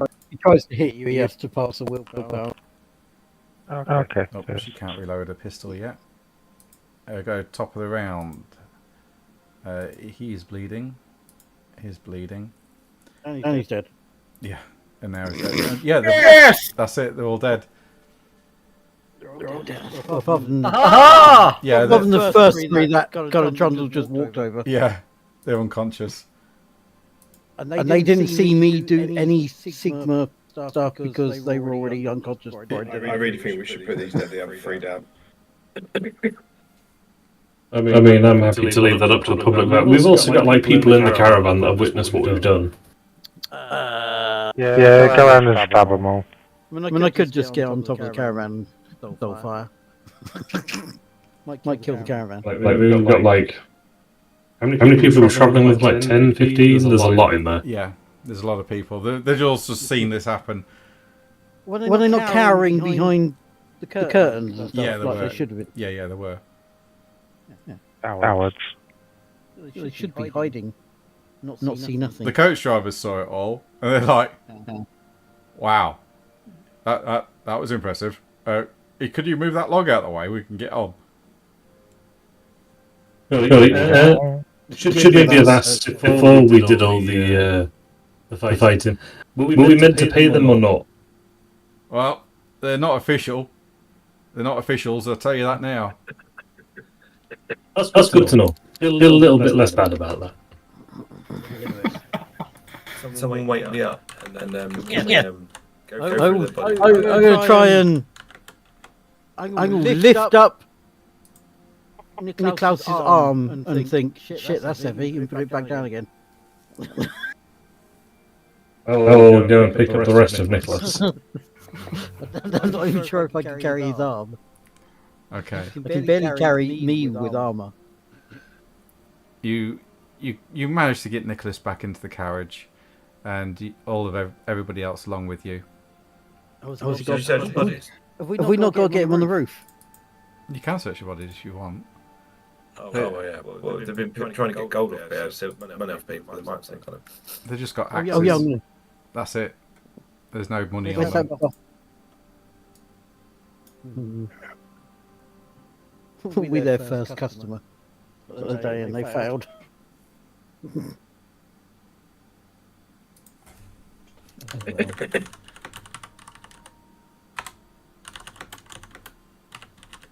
Bob, I need to get off fairly soon as I've got work early tomorrow, mate. Yeah, I'm just about to wrap Just up to now. let you know. Okay, cool. So you all managed to get back into the caravan, the coach, sorry. Pull the log to one side and set off on your journey once more. And with that, we'll end the session, guys. Thank you very much. I will award experience points. Everybody get 75 experience points. Hooray!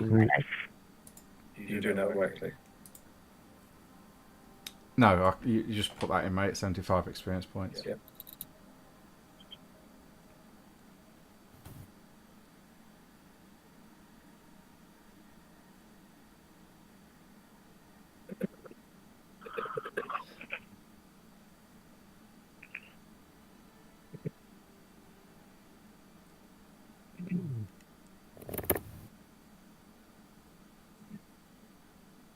Bananas.